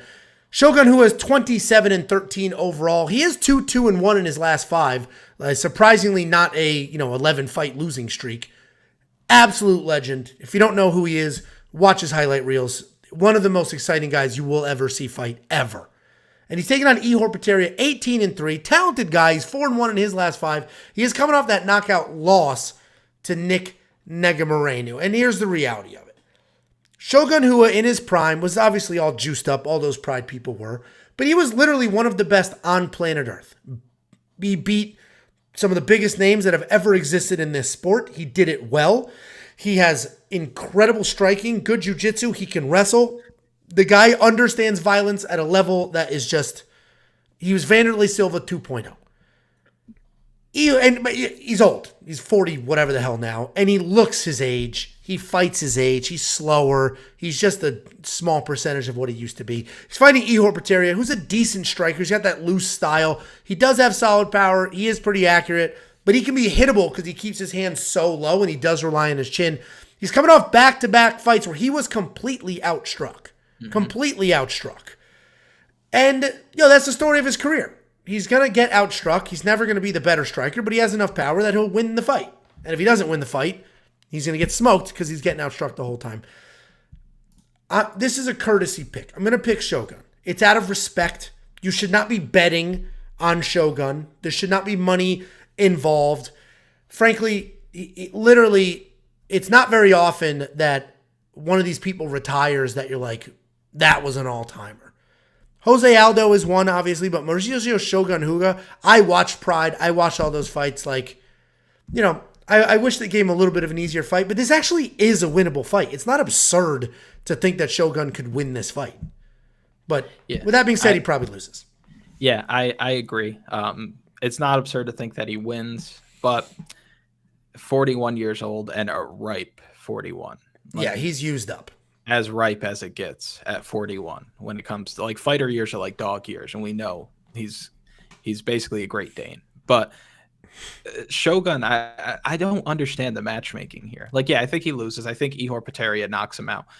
Ike Villanueva would have picked up the phone, right? Yeah, I don't know. In Brazil, do the guy a favor. In Brazil, he's a legend. Yeah, I don't get it unless he said something slick to the matchmakers or something. Yeah, okay, we got some for you, Mauricio. But I don't know what the theory behind matching him up with and I talked about this on my video from earlier in the week. A 26-year-old, 6'3" power striker coming off a loss to a guy in Nick Negamarianu who was young, tough. That's the hell how you say that? Negamarianu, yeah. Do I say it wrong? Oh, no. I wasn't saying it. That's how you say it. That's not how I say it. And I'm definitely saying it wrong. And I watch all the tape. I just zone out when they say their names. Because I say Negamarianu. Not even close. Yeah, he that's what it's written like, but I've heard different. Who knows? I say things wrong all the time. But anyway, I think that a lot of people are sour on Ihor Potieria. I think if he was making his debut, that he'd be a minus 400 favorite, right? But you're getting a good price on him this week. I know you're picking Shogun, but out of respect. I think that the writing's on the wall here. He probably gets knocked out. There's just really no redeeming factors to his game at this point.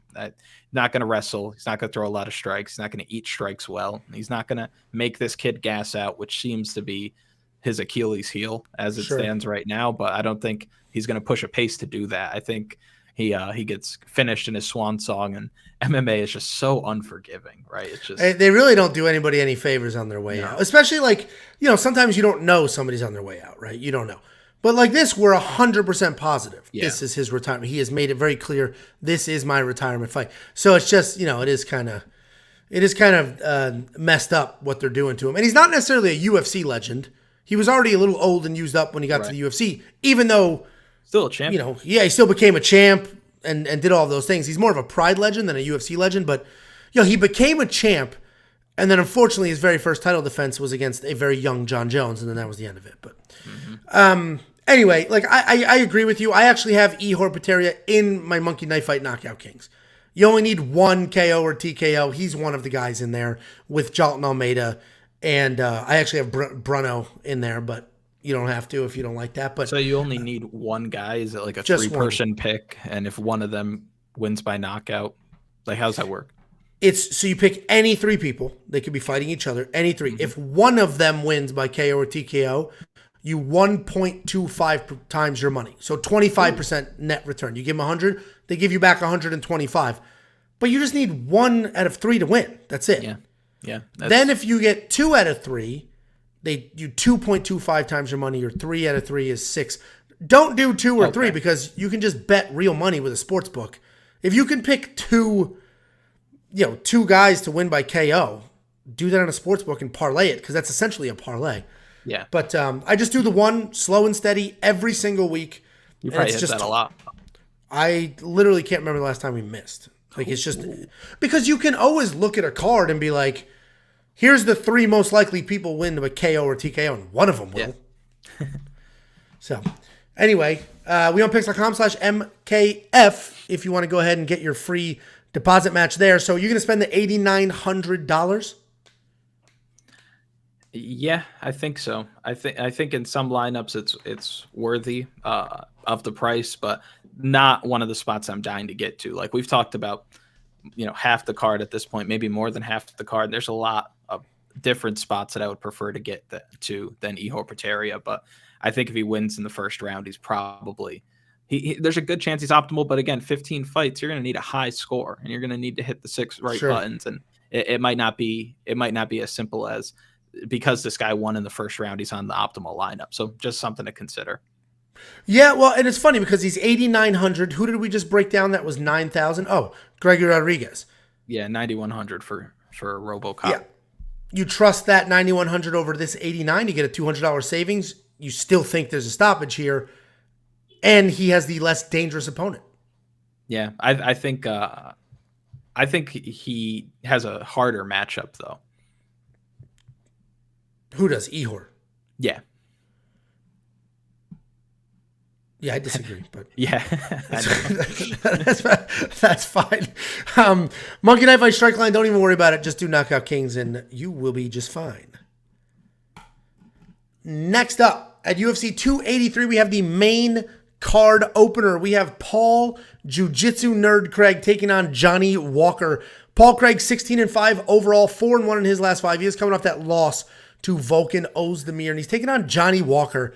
Very inconsistent, but incredibly talented. He's 19-7 overall, 2-3 in his last 5, and he's coming off that submission win over Jan Kutalaba. I'm all over Johnny Walker here. I actually have bet both sides. I have a 2-unit money line bet on Johnny Walker at -170, and that line has obviously moved. And then I have a 1/4 of a unit wins inside the distance decision no action on Paul Craig. And I get it. It's obviously the only way I win both bets is if Johnny Walker wins a decision. I fully recognize Johnny Walker doesn't win decisions, right? That's not what he does. But 2 units at -170, if he puts Paul Craig away, I'm still going to make some money. But if Paul Craig somehow pulls something off, I can plus 200 my money. But I do think Johnny Walker could potentially win a decision here because Paul Craig is very tough. I know he's been finished before, but he is very, very tough, and he may just look like a desperate nerd on his back begging to grapple while Johnny Walker doesn't really engage. So I love Johnny Walker in this spot. He is a little, you can't necessarily trust him all the time, but not because he's making terrible decisions, but just because he just doesn't look himself sometimes, or his chin will give out. He moved to SBG Ireland with Conor McGregor's coach, and they ruined him. Because they tried to take away his crazy, but it's like the crazy is why he's had the success he's had. Keep the crazy and add a little more to it. They tried to make him super technical, and then he doesn't know what he is, and he's thinking too much. But he looked great in his last fight. Yeah. I think that Paul Craig is one of my favorite fighters of all time. I love the Bear Jew, but I think he gets knocked out this week. I look at this fight kind of like the Nikita Krylov fight. Nikita Krylov is postured up and at one point standing up in Paul Craig's guard, landing bombs. But what happens when you sit in Paul Craig's guard? Ask Magomed Ankalaev. You could ask Jamal Hill. What happens when you sit around there for too long? You get finished.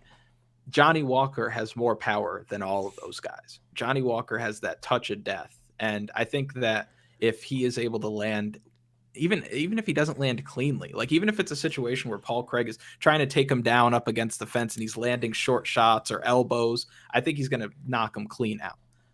If you go back to the other page, I think the salaries are off for DraftKings. Yeah, they're Oscar, backwards. Grab me some water. Thank you. I think that the salaries are off for DraftKings, but I think that Johnny Walker is a really strong play. I think he's 8,800 this week, if I'm not mistaken. So I don't even have it switched. It's completely wrong. You know what, man? Don't show up here pointing out my mistakes. Hey, it was pointed out in the chat before I got the chance. 8,700. So see, I'm wrong. 8,700. Thank you, Kenny. But no, I think that Johnny Walker wins. The issue with Johnny Walker, though, is his brain is the same size as my cat's brain, right? Like he does dumb shit, and that could get him in trouble. And Paul Craig is some guy who is super tricky, right? If Paul Craig lays on his back and you think, oh, you know what? I got a good position. Let me take this good position. It could end up being a not so good position very, very quickly. So, and Johnny Walker, he could trip over his own feet. I said that in my video. He could trip over his own feet and mess something up. So banana peel situation here for Johnny Walker, but huge for the division, huge in general. Big power, much better striker, way more athletic, way faster, and should knock out Paul Craig probably in the first round. But like you said, he's tough. He could hang on, but I don't know if he goes 15 minutes with Johnny Walker here unless he's just super gun shy like he's been in some of his past fights. Yeah, and that's kind of, like I said, I've got the 2 bets. It's really a hedge, and I should be good either way. The only way I legit lose it all is if somehow Paul Craig wins a decision, which is literally the least likely outcome in general.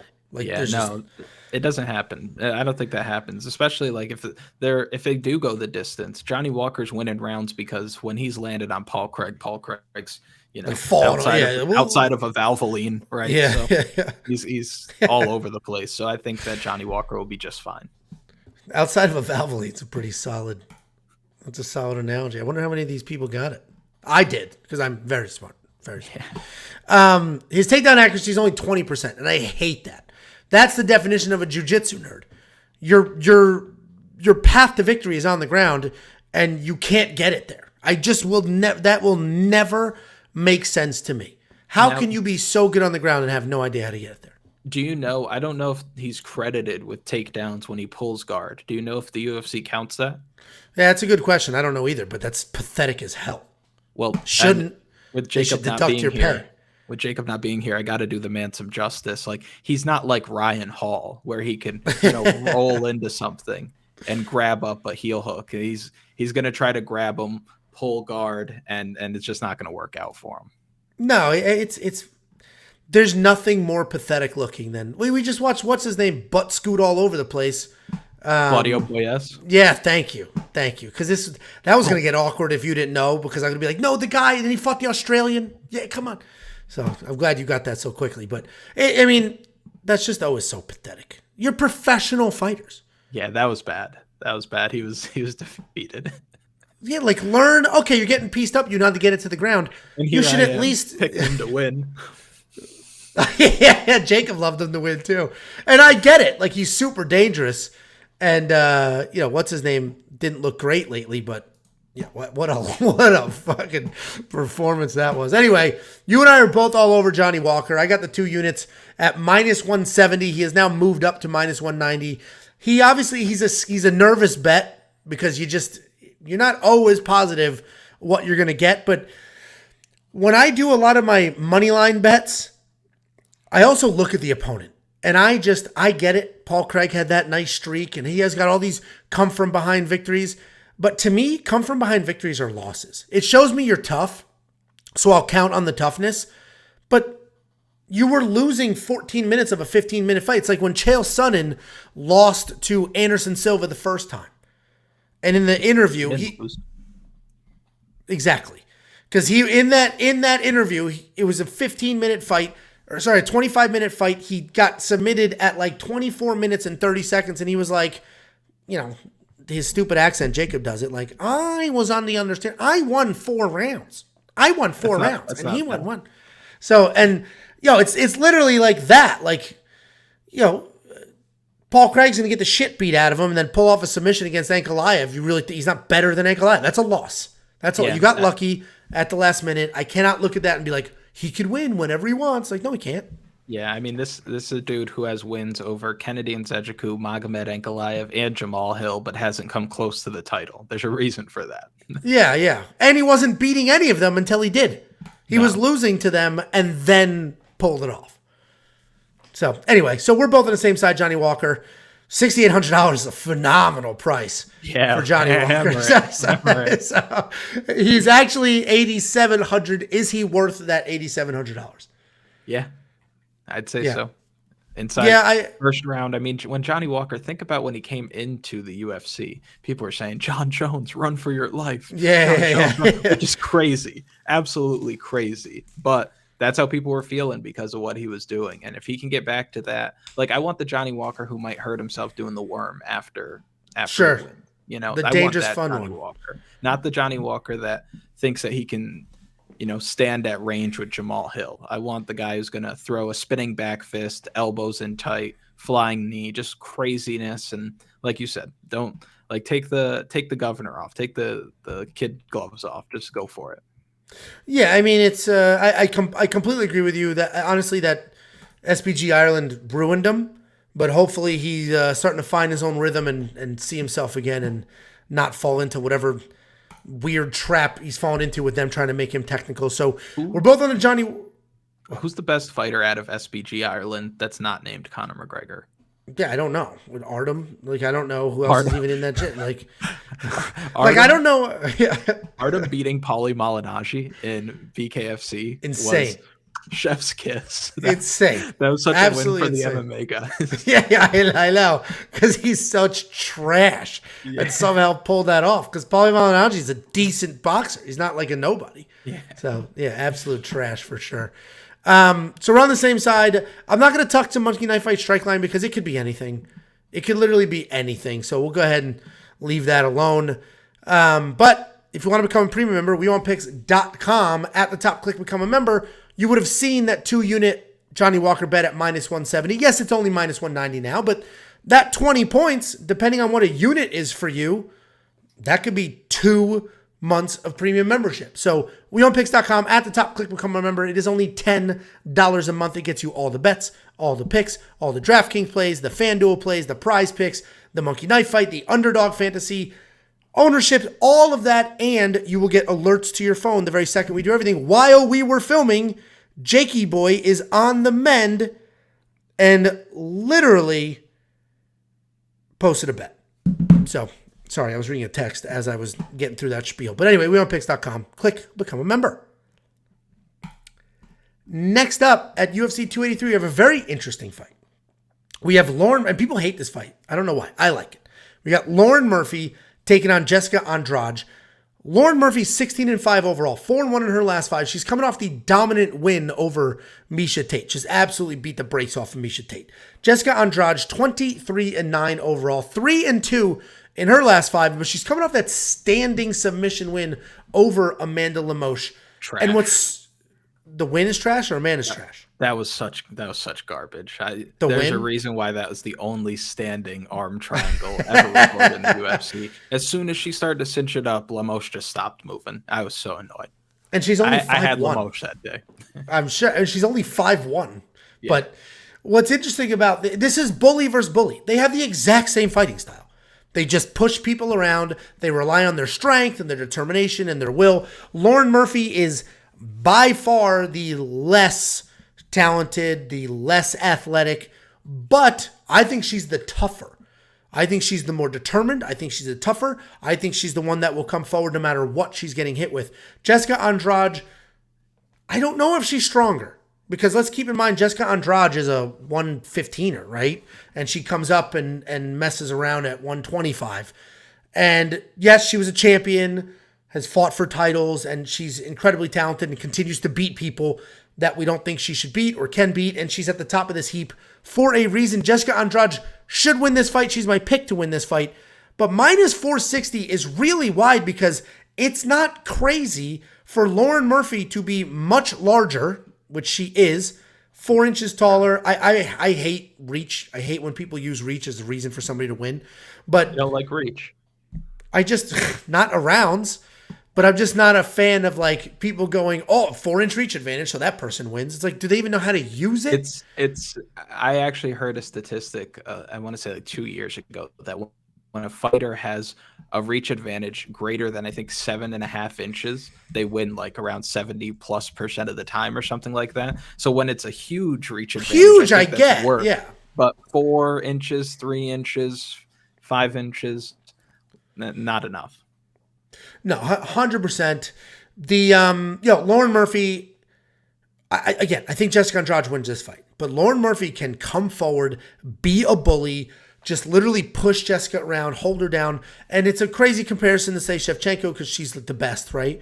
But if Jessica Andrade can't bully you, she's got nothing. She's not technical. She's got nothing to offer. If you start pushing her around, she doesn't have an answer. So Andrade is the pick, but I'm staying very far away from this fight. What do you think? I think that Jessica Andrade wins this fight. I think there's a good chance she finishes Lauren Murphy as well. Because Lauren Murphy, like you said, she relies on that strength, that durability, 39 years old. Like, she got into MMA late.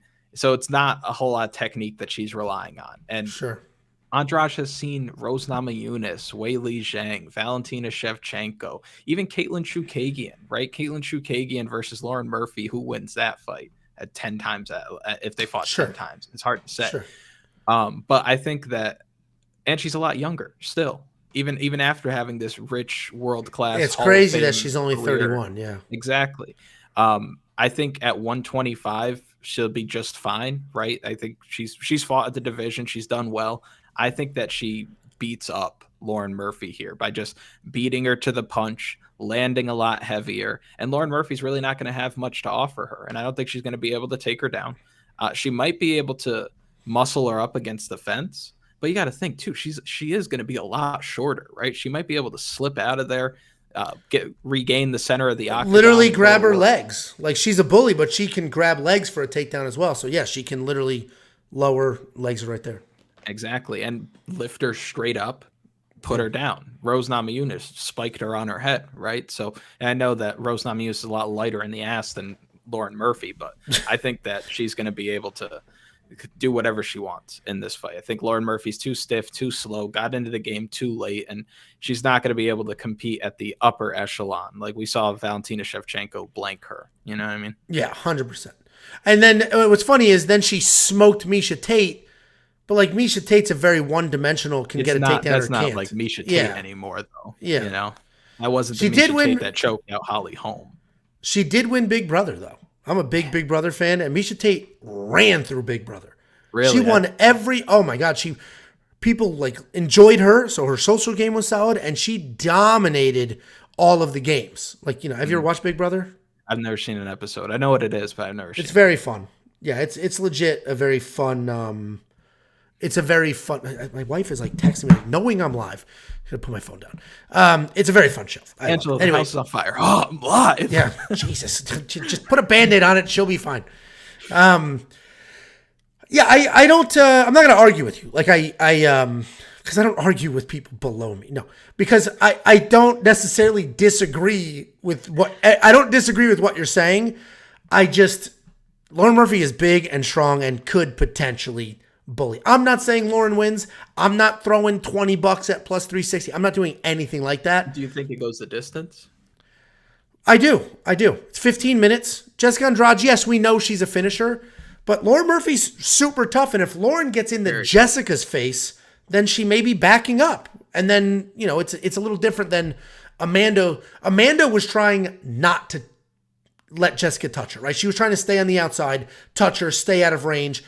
Lauren Murphy's going to come as close as possible and try to like get her paws on her and try to push her around. And I think that only sort of helps prevent a finish.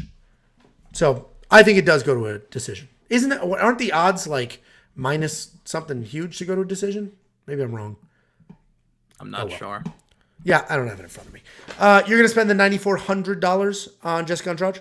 No, can't do that. Can't do that. No, so much faster and stronger and a Hall of Fame career. Are you going to do that every time? Every single time that you don't pick somebody you think wins to go at DraftKings. 100% of the time. It's the easiest thing to do. Anything else to add before? Oh, Monkey Knife Fight Strike Line. I think it's this is a tough line. Less for Lauren. I agree. I think it's a less. I agree because I think they're literally just pushing each other. I think a giant time.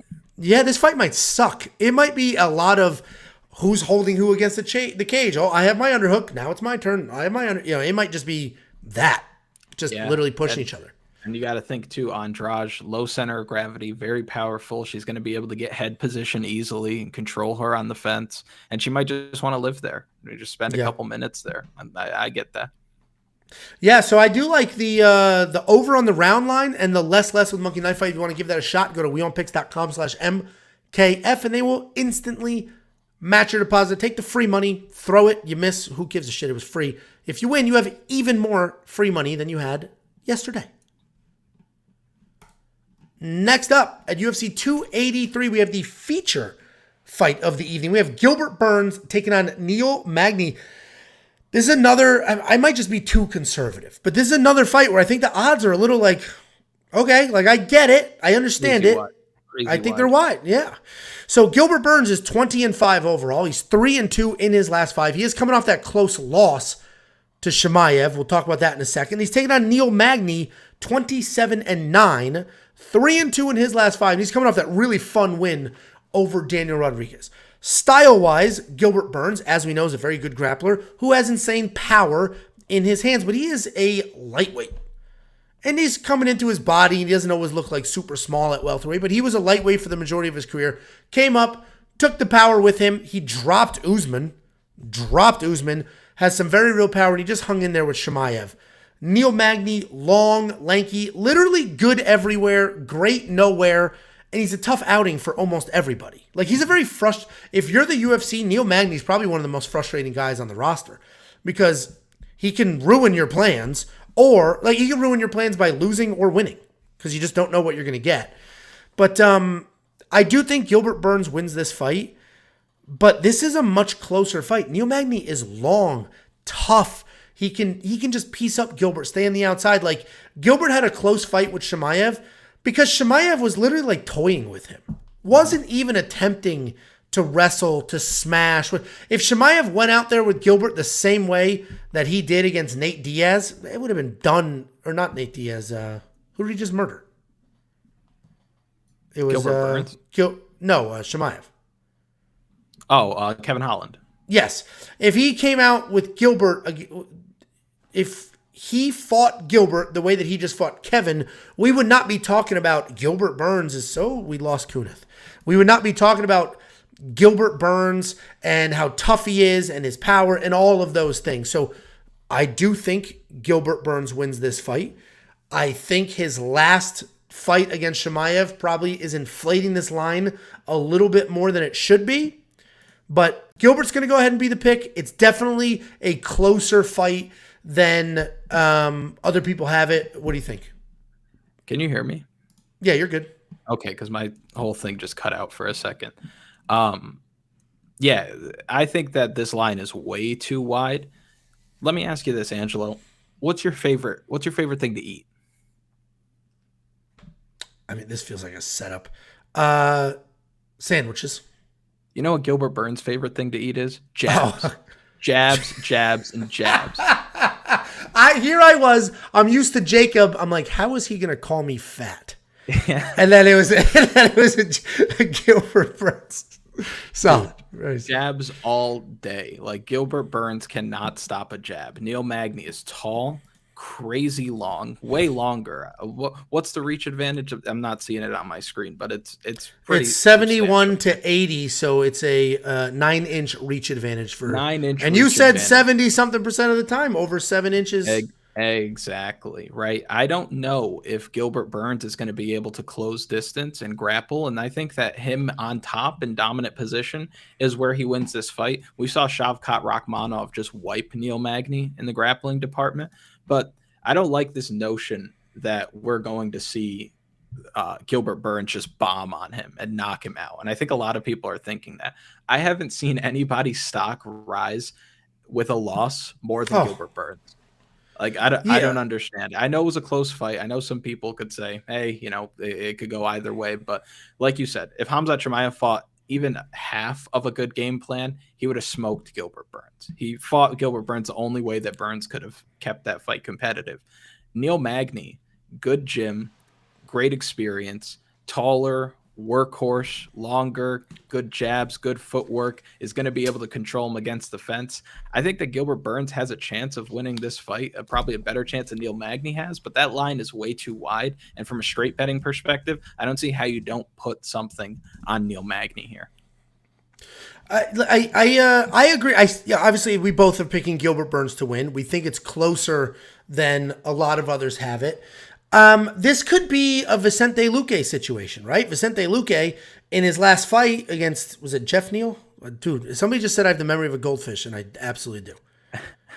Who just smoked him? It was, Jeff Neal kicked Vicente Luque's ass, Yeah, exactly. And this could be that, where Vicente Luque, riding high, had those wins, like literally, was one of the rising stars, should get a title fight. Then he was out-grappled by Bilal, but okay, that's not how Jeff Neal fights, and then Jeff Neal puts him out. There could be a similar situation where it's like, okay, Gilbert Burns has beaten who he's supposed to beat. He lost to Chimaev, who's now an 85-pounder, and it was a close fight, and he actually landed more significant strikes. And then he can come out here and just get pieced up by a journeyman. I do think Burns wins this fight, but very wide odds, and I trust Jessica Andrade more than Gilbert Burns per se, but he should win. He's the more talented fighter everywhere. He hits harder. He's the better grappler. Should be the better wrestler, but I don't think he strings it together as well as Neil does. Neil strings it all together very, very well, and he's got no quit in him. Just that his last win, he looked great. He looked great to pull that off. The way he was able to get that done late. So. Mm-hmm. You're not going to spend the $9,300 in DraftKings, I'm guessing. Not on Gilbert Burns. I think this fight goes the distance. I don't think that he breaks 80 DraftKings points. Maybe over 80, but no more than 90. It's funny because Josh, there's actually two Joshes that work with We Want Picks, but one of them, we were talking about the core plays. So in premium, we do the biggest favorite, biggest fade, whatever. Then we do a short for your 4 core plays for DraftKings, all that stuff. And Gilbert was like, we were like, man, is he a fade? Because he's expensive and he does not score well, even when he wins. And we were going back and forth. What do you do with Gilbert Burns? Because this is a really, really tough price point for somebody that doesn't traditionally score very well. So people think he's going to murder Magny, and I don't see a murder here. I do think I expect him to go over-owned just because of the name and the odds and the price tag. I'm not going to play him. Yeah, no, it makes I hear you. It makes sense. Easy E just said a quarter of a unit on Squidward, or should I bet big on inside the distance decision, no action on Burns? You know what the inside the distance decision, no action line is going to be on him? It's going to be insane. Don't ever go near. You should never be betting anything more than straight up, more than even 450 is getting a little dicey straight up. If you want to parlay a couple, fine. But yeah, no, don't touch. There should not be betting on the Burn side here. Although we do both think that he wins. Monkey Knife Fight strike line 66-48. I think it's a more. I think this is a decision. I think it's a bit sloppy at points. I think Gilbert does work in some wrestling to try to, get back some of the losing minutes from the jab in his face, and then he'll be busy on top. So I do like more Monkey Knife Fight. What do you think? No? I think more is good. I gotcha. So what the hell were you just laughing at? Some guys in the comments said, where's MMA Guru? Oh, gotcha. People in the comments are going to answer. You're not paying them enough attention, Angelo. I saw. Is this pre-recorded? But what did you? If it was, yeah, does that matter? And what did you say that deserved like a response? I assumed you guys are talking to each other. Anyway, next up at UFC 283, we have the co-main event and for the first time in history, we have two guys fighting each other for a fourth time. This didn't even happen in the tournament days when multiple people would enter tournaments over and over and over and potentially could have fought each other 4 times, right? First time ever. Let's recap. We got Deiveson Figueiredo, 21-2 overall, 3-1-1 in his last 5. He's coming off the win over his opponent, Brandon Moreno, who's 20-6, also 3-1-1 in his last 5, and he's coming off the win over Kai Kara France. As we recap the first 3 fights, the first one was a draw. Deiveson Figueiredo, in my opinion, won that fight. They took a point away. Loses the point. Mm-hmm. And so it's a draw. I still think he won without the point, but fine. He won that fight, right? They took a point away, but he won that fight.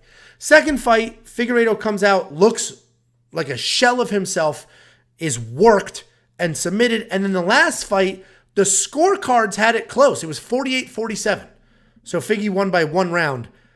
But I thought Figgy, he had 3 knockdowns. 2 takedowns. Yeah, 3 knockdowns. I just... The pick is Figgy. The line movement is a little bit strange to me. I think Figueiredo is just clearly the much better fighter who has won this fight 2 times already. And I don't know why people are thinking it's close the 3rd time. I don't get it. And the money is coming in on Brandon Moreno. Yeah. People love Brandon Moreno here, and so do I. I think that Brandon Moreno wins Christ. I think Brandon Moreno wins this fight, man. I really do. I think that Brandon Moreno's biggest issue is how long it's taking him to get comfortable in these fights. But I've talked about it on my channel all the time. Once he gets this going, that's stupid. He starts pouring it on. And I think that Deiveson Figueiredo, I talked about this on my channel. He's getting older, right? Time is on Brandon Moreno's side. Deiveson Figueiredo, 35 years old, 5'5", jacked for 125 pounds. Not an easy weight cut for him at all. And the only person that he's seen in the last 3 years is Brandon Moreno. At least Moreno got new competition with Kai Kara-France last time out, and then he folded him with a body kick. And but he didn't look good. He didn't look good, but if he lands a body kick like he did against Kara-France against Figueiredo, if he starts pumping that out, Figueiredo's not going to look good in the 4th and 5th round. I think what Brandon Moreno has to do is just not stand in the pocket for as long as he did, keep pumping the jab out, and just overwhelm him, pressure him, and just beat him with volume. I don't think that Figueiredo is going to be able to keep up with him. I honestly think we see second fight type of Figueiredo this time out. Yeah, I think, I understand where you're coming from. I get the logic of, things are changing. He's getting older. He's slowing down. I get all of that. I just feel like he's already won this fight twice. He's the better fighter. And he's winning it by, obviously he lost the middle fight, but he didn't even look like himself in that. Right. I think we can eliminate that fight, right? I don't think, that just didn't look like him. It's not like he went out there, fought his ass off and lost. Well, then that matters very much. He just, all week, he looked weird, was acting weird, whatever. So I think we've seen Deiveson Figueiredo win this fight twice already by a wider margin, dropped Brandon Moreno 3 times, and Brandon Moreno is now dealing with a new team, new coach. Are you not putting any weight on that whatsoever? Like, you don't think it matters? I do think it's tough for him to be moving around. Goes to Glory, right? Or they might have changed the name. And then James Krause. It's a fraud, right? And then he has to change gyms once again. But I think he's under Safe Saud now, right? So if there's any place to want him to land, it's probably there, right? So I don't know. I think that if these guys are both at the peak of their abilities, then Deiveson Figueiredo probably wins. But I don't know. They've fought 3 times now. And it's just been a long time. I feel like Brandon Moreno at this point, if he's peaking and we see Deiveson Figueiredo come with anything less than his best, I think that Brandon Moreno ends up winning this fight. Yeah, I mean, I get that it's a close fight for sure. I think Fortis MMA is very, that's why I mentioned earlier, Damon Jackson having one of the worst game plans in history, not even attempting to wrestle Dan Higate. Like, I know they've got a great team. They've got a lot of very good fighters, and they're very streaky, right? They'll win a couple in a row.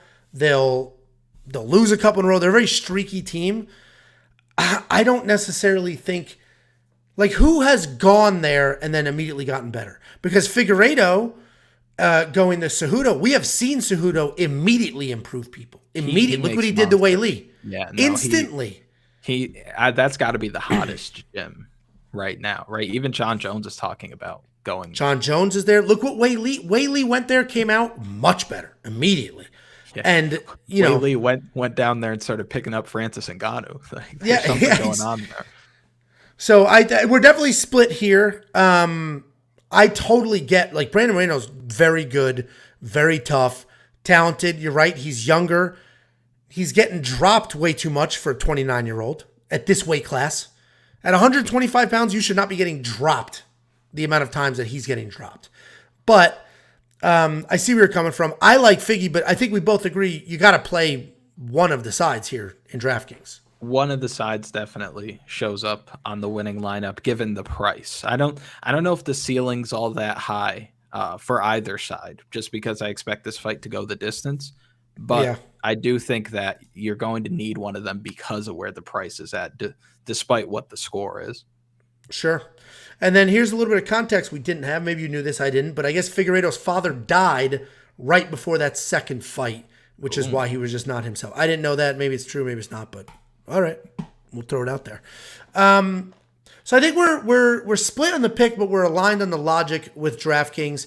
I'm not touching Monkey Knife Fight. I hate when we get lines over 100. That's high. Because it is high. And honestly, I think they've gone over that in 2 of the 3 fights. But now I can root for or count on or predict 15 minutes. 25 is a whole nother game. It's a whole nother game. Obviously, it's 10 more minutes. And these guys, I mean, this is it, right? Unless there's something crazy happens, one of them is going to get their hand raised, and this is going to be done. Final chapter. It's got to be. If it's a draw, Jesus Christ, because they're both champs. It can't end on a draw. Somewhere that that there's going to be a no contest, so they have all of them, right? All 4 exactly. Yeah. No, but I think that we could have a situation where these guys don't go at it like cats in an alley like they have in the past. Maybe they take a more measured approach because so much is on the line this time. Like, this is the last time. So maybe they come out a little bit more measured and they go under those high strike totals. But with 25 minutes to work with these guys' output and their history, so tricky for you to call that Monkey Knife Fight line. Yep. No, I get it. I'm not going to touch that Monkey Knife Fight strike line, but if you do want to check out our bets, we have quite a few bets on this fight. Go to WeWantPicks.com, click Become a Member. It's only $10 a month, $2.50 a week, and you have access to all the bets, the picks, the fantasy plays, the DraftKings Optimizer, which will help you build winning lineups. It's preloaded with projection data. You click a few buttons, you can build one lineup. You can build 150. WeWantPicks.com, click Become a Member. Then we have the main event of the evening. We got Glover Teixeira working for his belt again, taking on Jamal Hill. As we all know, there's a little bit of a switcheroo here. Glover was supposed to do the rematch with, what the hell's his name? Oh, my God. Yuri Prohaska, you goldfish. Yeah, Prohaska. It is crazy. As soon as they said, I'm like that dude from... not remembering this isn't helping. From 50 First Dates. I'm like the dude from 50 First Dates. It's just like, anyway. 50 First Dates. No, wasn't it the guy in the? No. It's Drew Barrymore. Yes, but then they go to the brain nut house and they meet that guy who literally has a 10-second memory. Oh yeah, you're right. Yeah. You're right. Okay. See, it's not that bad. Anyway, we got Glover Teixeira taking on Jamal Hill. Glover is supposed to fight Yuri Prohaska. How anybody can forget that is beyond me. Yuri's done the worst shoulder injury that's ever existed. And now we have Jamal Hill. I don't want to necessarily call it short notice because it's been like 4 weeks, 3 weeks, something like that. 4 weeks, I think. Enough time. Yeah, so it's not short notice per se, but it's not a full camp. It's not a full 6-week camp for a title fight. I don't know, though, because he was getting ready for Anthony Smith right around this date. So I thought Anthony Smith was March, but I could be wrong. Oh, okay. Never mind. I might be wrong there, but it was next month. I could be wrong. I thought it was March. Either way, it's short notice, but I don't think that's a factor at all. Glover Teixeira, 33-8. He's 4-1 in his last 5. His only loss in that 5 was that last-second submission loss to Jiri. If you remember, he was dominating Jiri Prohaska, having success striking, having success grappling. He was winning that fight. He was literally 30 seconds away from maintaining his belt or retaining his belt. Couple of scramble decisions literally cost him that entire, and he was exhausted. Cost him that fight. Taking on Jamal Hill, 11-1 overall, 4-1 in his last 5. He's riding a 3-fight knockout win streak. That one loss was I don't want to call it a fluke, but it was that wild armbar loss to Paul Craig where it just snapped. And this is an interesting And he fight. just kept fighting also, like Forrest Griffin. He arm snapped, he's like, yeah, whatever. Well, I get popped out of place, not snap, but yeah. Yeah, exactly. That's why he was able to come back like inside of a year. But he, frankly, Jamal Hill's tough. He's dangerous. I know Glover Teixeira personally. I'm from Connecticut. He's not from Connecticut, but he has been there since 2003, minus some time that he's had to go to Brazil. So I've spent a lot of time with him at a personal level for a while. So I'm never going to pick against a friend, right? With that being said, if I put that aside and think about this logically, Jamal Hill, as we know, is a very dangerous striker, and he's bragging about a jiu-jitsu brown belt. Okay, I don't know what. That's not going to help you. Glover Teixeira, a jiu-jitsu black belt, who early in his career was was known as incredible power striker. He's a striker with this incredible power who happens to also do jiu-jitsu. Now that he's getting older, he's grappling a lot more. He's wrestling a lot more. He's using that a lot more. And he's just murdering people with it. And I get it. The Jiri fight, he literally lost that fight. He got exhausted. It was a full 25 minutes. But if we look at the Jan Blachowicz fight, he dropped Jan, or like wobbled him with his hands, then worked in the grappling, then got it done. So Glover still has a ton of power. He does have a 43-year-old chin, but he's got phenomenal wrestling, phenomenal grappling. He's ridiculously strong. Jamal Hill was taken down 6 times by Thiago Santos. If Glover gets Jamal Hill down 3 times, that's enough. He's not going to need 6 times because Glover has insane top pressure. And he will elbow, and he will beat you up, and he will make you work. And look what he did to Anthony Smith's face with that top pressure. So I think Glover gets this to the ground, and I think he beats up Jamal Hill. And I just think that's how that goes. Obviously, he's 43 years old, and Jamal Hill's a sniper. But I think Glover comes in here, gets the takedowns. Obviously, was training his ass off for an incredibly tough guy. His game plan in that fight was the grappling. It worked for him outside of that scramble. I'm sure he's been wrestling like a beast, and that's what he's going to come out here and do. What do you think? Yeah, it's funny that you bring up the Anthony Smith thing because Anthony Smith was supposed to fight Jamal Hill. Jamal Hill gets this fight. Anthony Smith's, oh, well, I'll help train you. What the hell is he supposed to learn from Anthony Smith in this situation? Right? He's just going to tell him he's very strong. Yeah, he's like, maybe don't get put on your back. No, but I think you made valid points. And the thing about Glover Teixeira, you see this in basketball all the time, right? Like Vince Carter is a great example of it. Vince Carter was banging on everybody, right? Playing above the rim better than anybody ever has and anybody ever will. And then as he got older, he's shooting. Glover Teixeira, heavy-handed boxer earlier in his career. As he gets older, gets pieced up a couple of times. Let me just lean on my jiu-jitsu, my crazy physical strength, my bear-like grappling, right? Get on top of guys and just make them quit, just break them. And he's had a lot of success doing that. And he could totally do the same thing to Jamal Hill this week. But, and I know you and I talked a little bit off camera the other day, since Jamal Hill was on the Contender Series, I told anybody who would listen that he'd be the champion one day, because you don't see a whole lot of guys in these heavier weight classes putting straight punches together the way that this guy does, mixing it up to the body as well, and just controlling the pace of the fight and dictating where the action goes with his hands. Nobody does it like Jamal Hill. If Glover Teixeira spends more than 5 minutes on the feet here, I think he gets knocked out. If Jamal Hill spends more than 3 minutes on the mat, he probably gets submitted.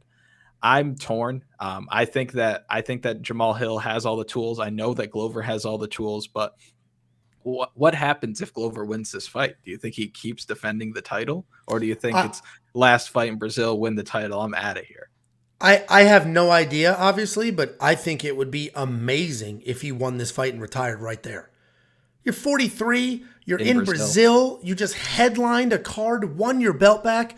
Literally nothing else to prove. Leading up to this fight, actually leading up to the first Jiri fight, they just ran through all the stats. He has so many records.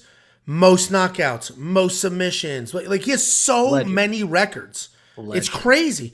And he didn't get popular till like 3 years ago when he went on that streak of just murdering guys. And then people got to see his personality because he's like really funny and nice and like a good Even in person. 2014 when he fought John Jones, people were like, who is this guy? And that fight didn't do any favors for him. But, you know, like you said, a couple years after that, just went on a relentless streak.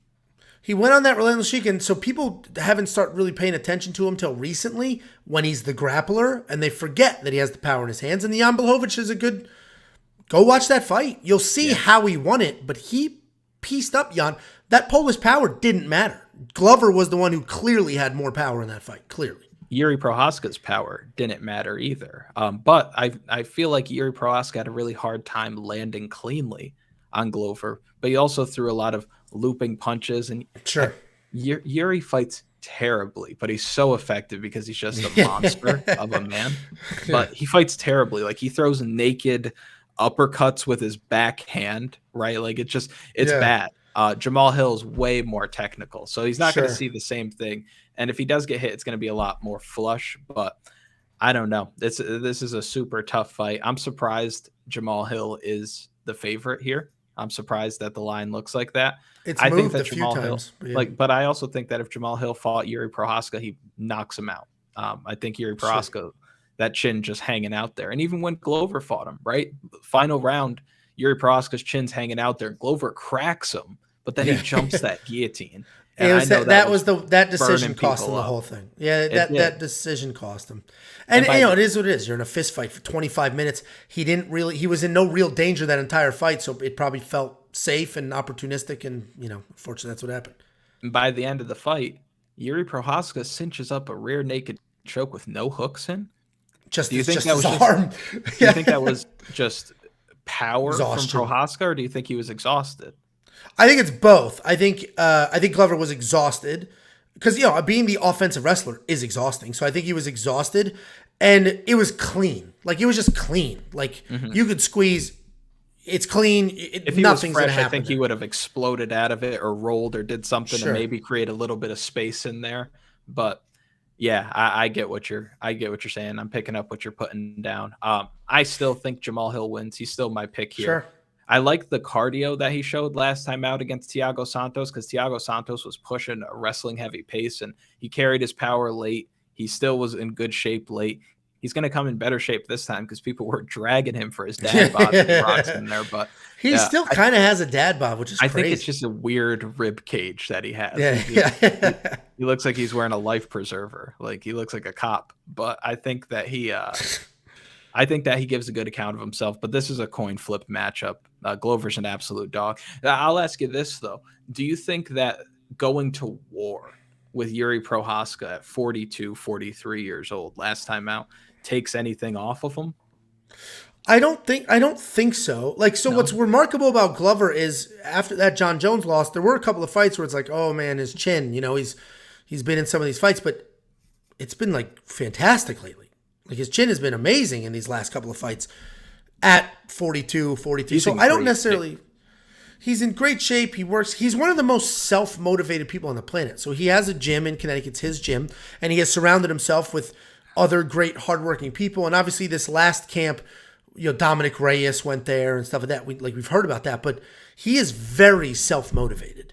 He will push himself and keep going and push other. So, like, that's why he, like, is a not, like, you will not see him quit in a fight. He'll get tired. Everybody gets tired. He'll push a pace. But yeah, I get it. I think, very simply, if Thiago Santos can take down Jamal Hill 6 times, Glover can as well. He's the better wrestler, the stronger wrestler, the better grappler, the stronger grappler. I don't think he'll need 6 times. I don't think he'll need it because that top pressure is insane. So, but certainly, you know, Jamal Hill paid point accuracy and Glover's a little older. So we'll see what happens. Yeah, I like it. $7,800, $8,400. I like Glover. I like him to win. I'm going to spend the $7,800. What do you think? You going to spend the 84? You need the winner. I'm going to spend the 84 like in single entry, but if you're running multiple 150, even 20 lineups, going 50-50 here, I think is a good play. Glover, arm triangle, Glover, rear naked choke, totally in play. Jamal Hill, flash knockout, totally in play as well. I do think, though, that hopefully, I mean, they're going to have like Herb Dean or somebody in there who knows what he's doing, not like that Let vampire him- Chris Tognoni Yeah, in there. let him like, push it. Yeah. yeah, so I think if he does get dropped, they'll give him a chance to clear the cobwebs, dive for some legs, make Jamal Hill back up and get back into the fight. So I do think that Glover's good in that respect, but for DraftKings, I think you need one side of it. Sure. No, I mean, that makes sense because I don't think the loser will score well. I don't think this will be like the co-main event. The loser could potentially score very well. I don't think I'll see that here. I see the comment. I'll pin it in a second. I do have a bet on this fight. I got Glover at 1 unit money line at plus 130. He then went all the way down to plus 100 just 2 days ago, and then now he's back up to plus 125. So I think people are sort of having the same debate that we are. You know, like they can see all the outcomes. So I think the money, it'll continue to yo-yo a little bit. He's back to plus 125. People are like, hey, listen, plus 125, that means I'm more than doubling my money. And it's him, the former champion. Like, yeah, of course. And it'll move back and forth. So right now, a little bit of closing line value there. If you're a premium member, you saw that. If you're not a premium member, you can unlock all the bets, all the picks, fantasy plays, everything you could ever want, including a DraftKings optimizer for only $10 a month. Not an event, a month. All the events that month. WeOnPicks.com. Click become a member. I'm not going to touch this Monkey Knife Fight strike line. Do you have anything else to add for this fight? No, not for this fight, but thanks for having me. I had fun. This was cool. No, I appreciate you hopping on. This is Kunath, for anybody who doesn't know. Jacob is sick. He's sick. Fever, shakes. His butthole. A very graphic detail about what's going on down there. So he's not here. I reached out to Kunath. He's got his own channel. He does breakdowns just like this. Lots of DraftKings content. Make sure you follow him. I 100% appreciate you hopping on for sure. So thank you very much for that. And I know you asked like 20 people before you got to me and you asked your wife, but I appreciate that they turned it down and I got the opportunity. Sometimes, that's how it works. Last chance you, right? There you go. It worked out for you. Here's my plug. Become a premium member for all the reasons I've listed 100 times over. So instead of listing that, if you're already a premium member, and there are well over 1,000 of you, link your Discord. I think only a couple hundred of you have linked your Discord. It's free. You click the link Discord button. And what that does is it gives you the instant alerts to your phone. Literally, while we were filming this, Jacob placed a bet, put it in the premium alerts, and I got the alert on my phone. That is what matters, especially when we talk about bets and stuff that has line movement. So you can get ahead of that. And if you want $50, weonpicks.com/bets. Sign up with any one of our betting partners. Make a deposit. We'll send you $50. It's affiliate marketing. They pay us. We pay you. It's all very easy, very clear. Do you have any final words for the people? Thank you, chat. Big Capper's not ankle picking my channel, though. No way. Not with this takedown defense. Oh, and sorry, we had this super chat. $2 from Jordan Wiener. Angelo pushes the pace to the fridge and then gasses. Fat jokes are not allowed. Thank you very much for the super chat. Appreciate it. All right, man. Well, appreciate you hopping on. Genuinely, give him a follow. I wish you took a screenshot of your subscriber count before and after this so that, you can see what we did for you. And, I'm always happy to help. You know what I mean? This is me helping you. I'm looking at it right now. It hasn't changed. It went down, surprisingly. But no, thank you so much. Genuinely appreciate it.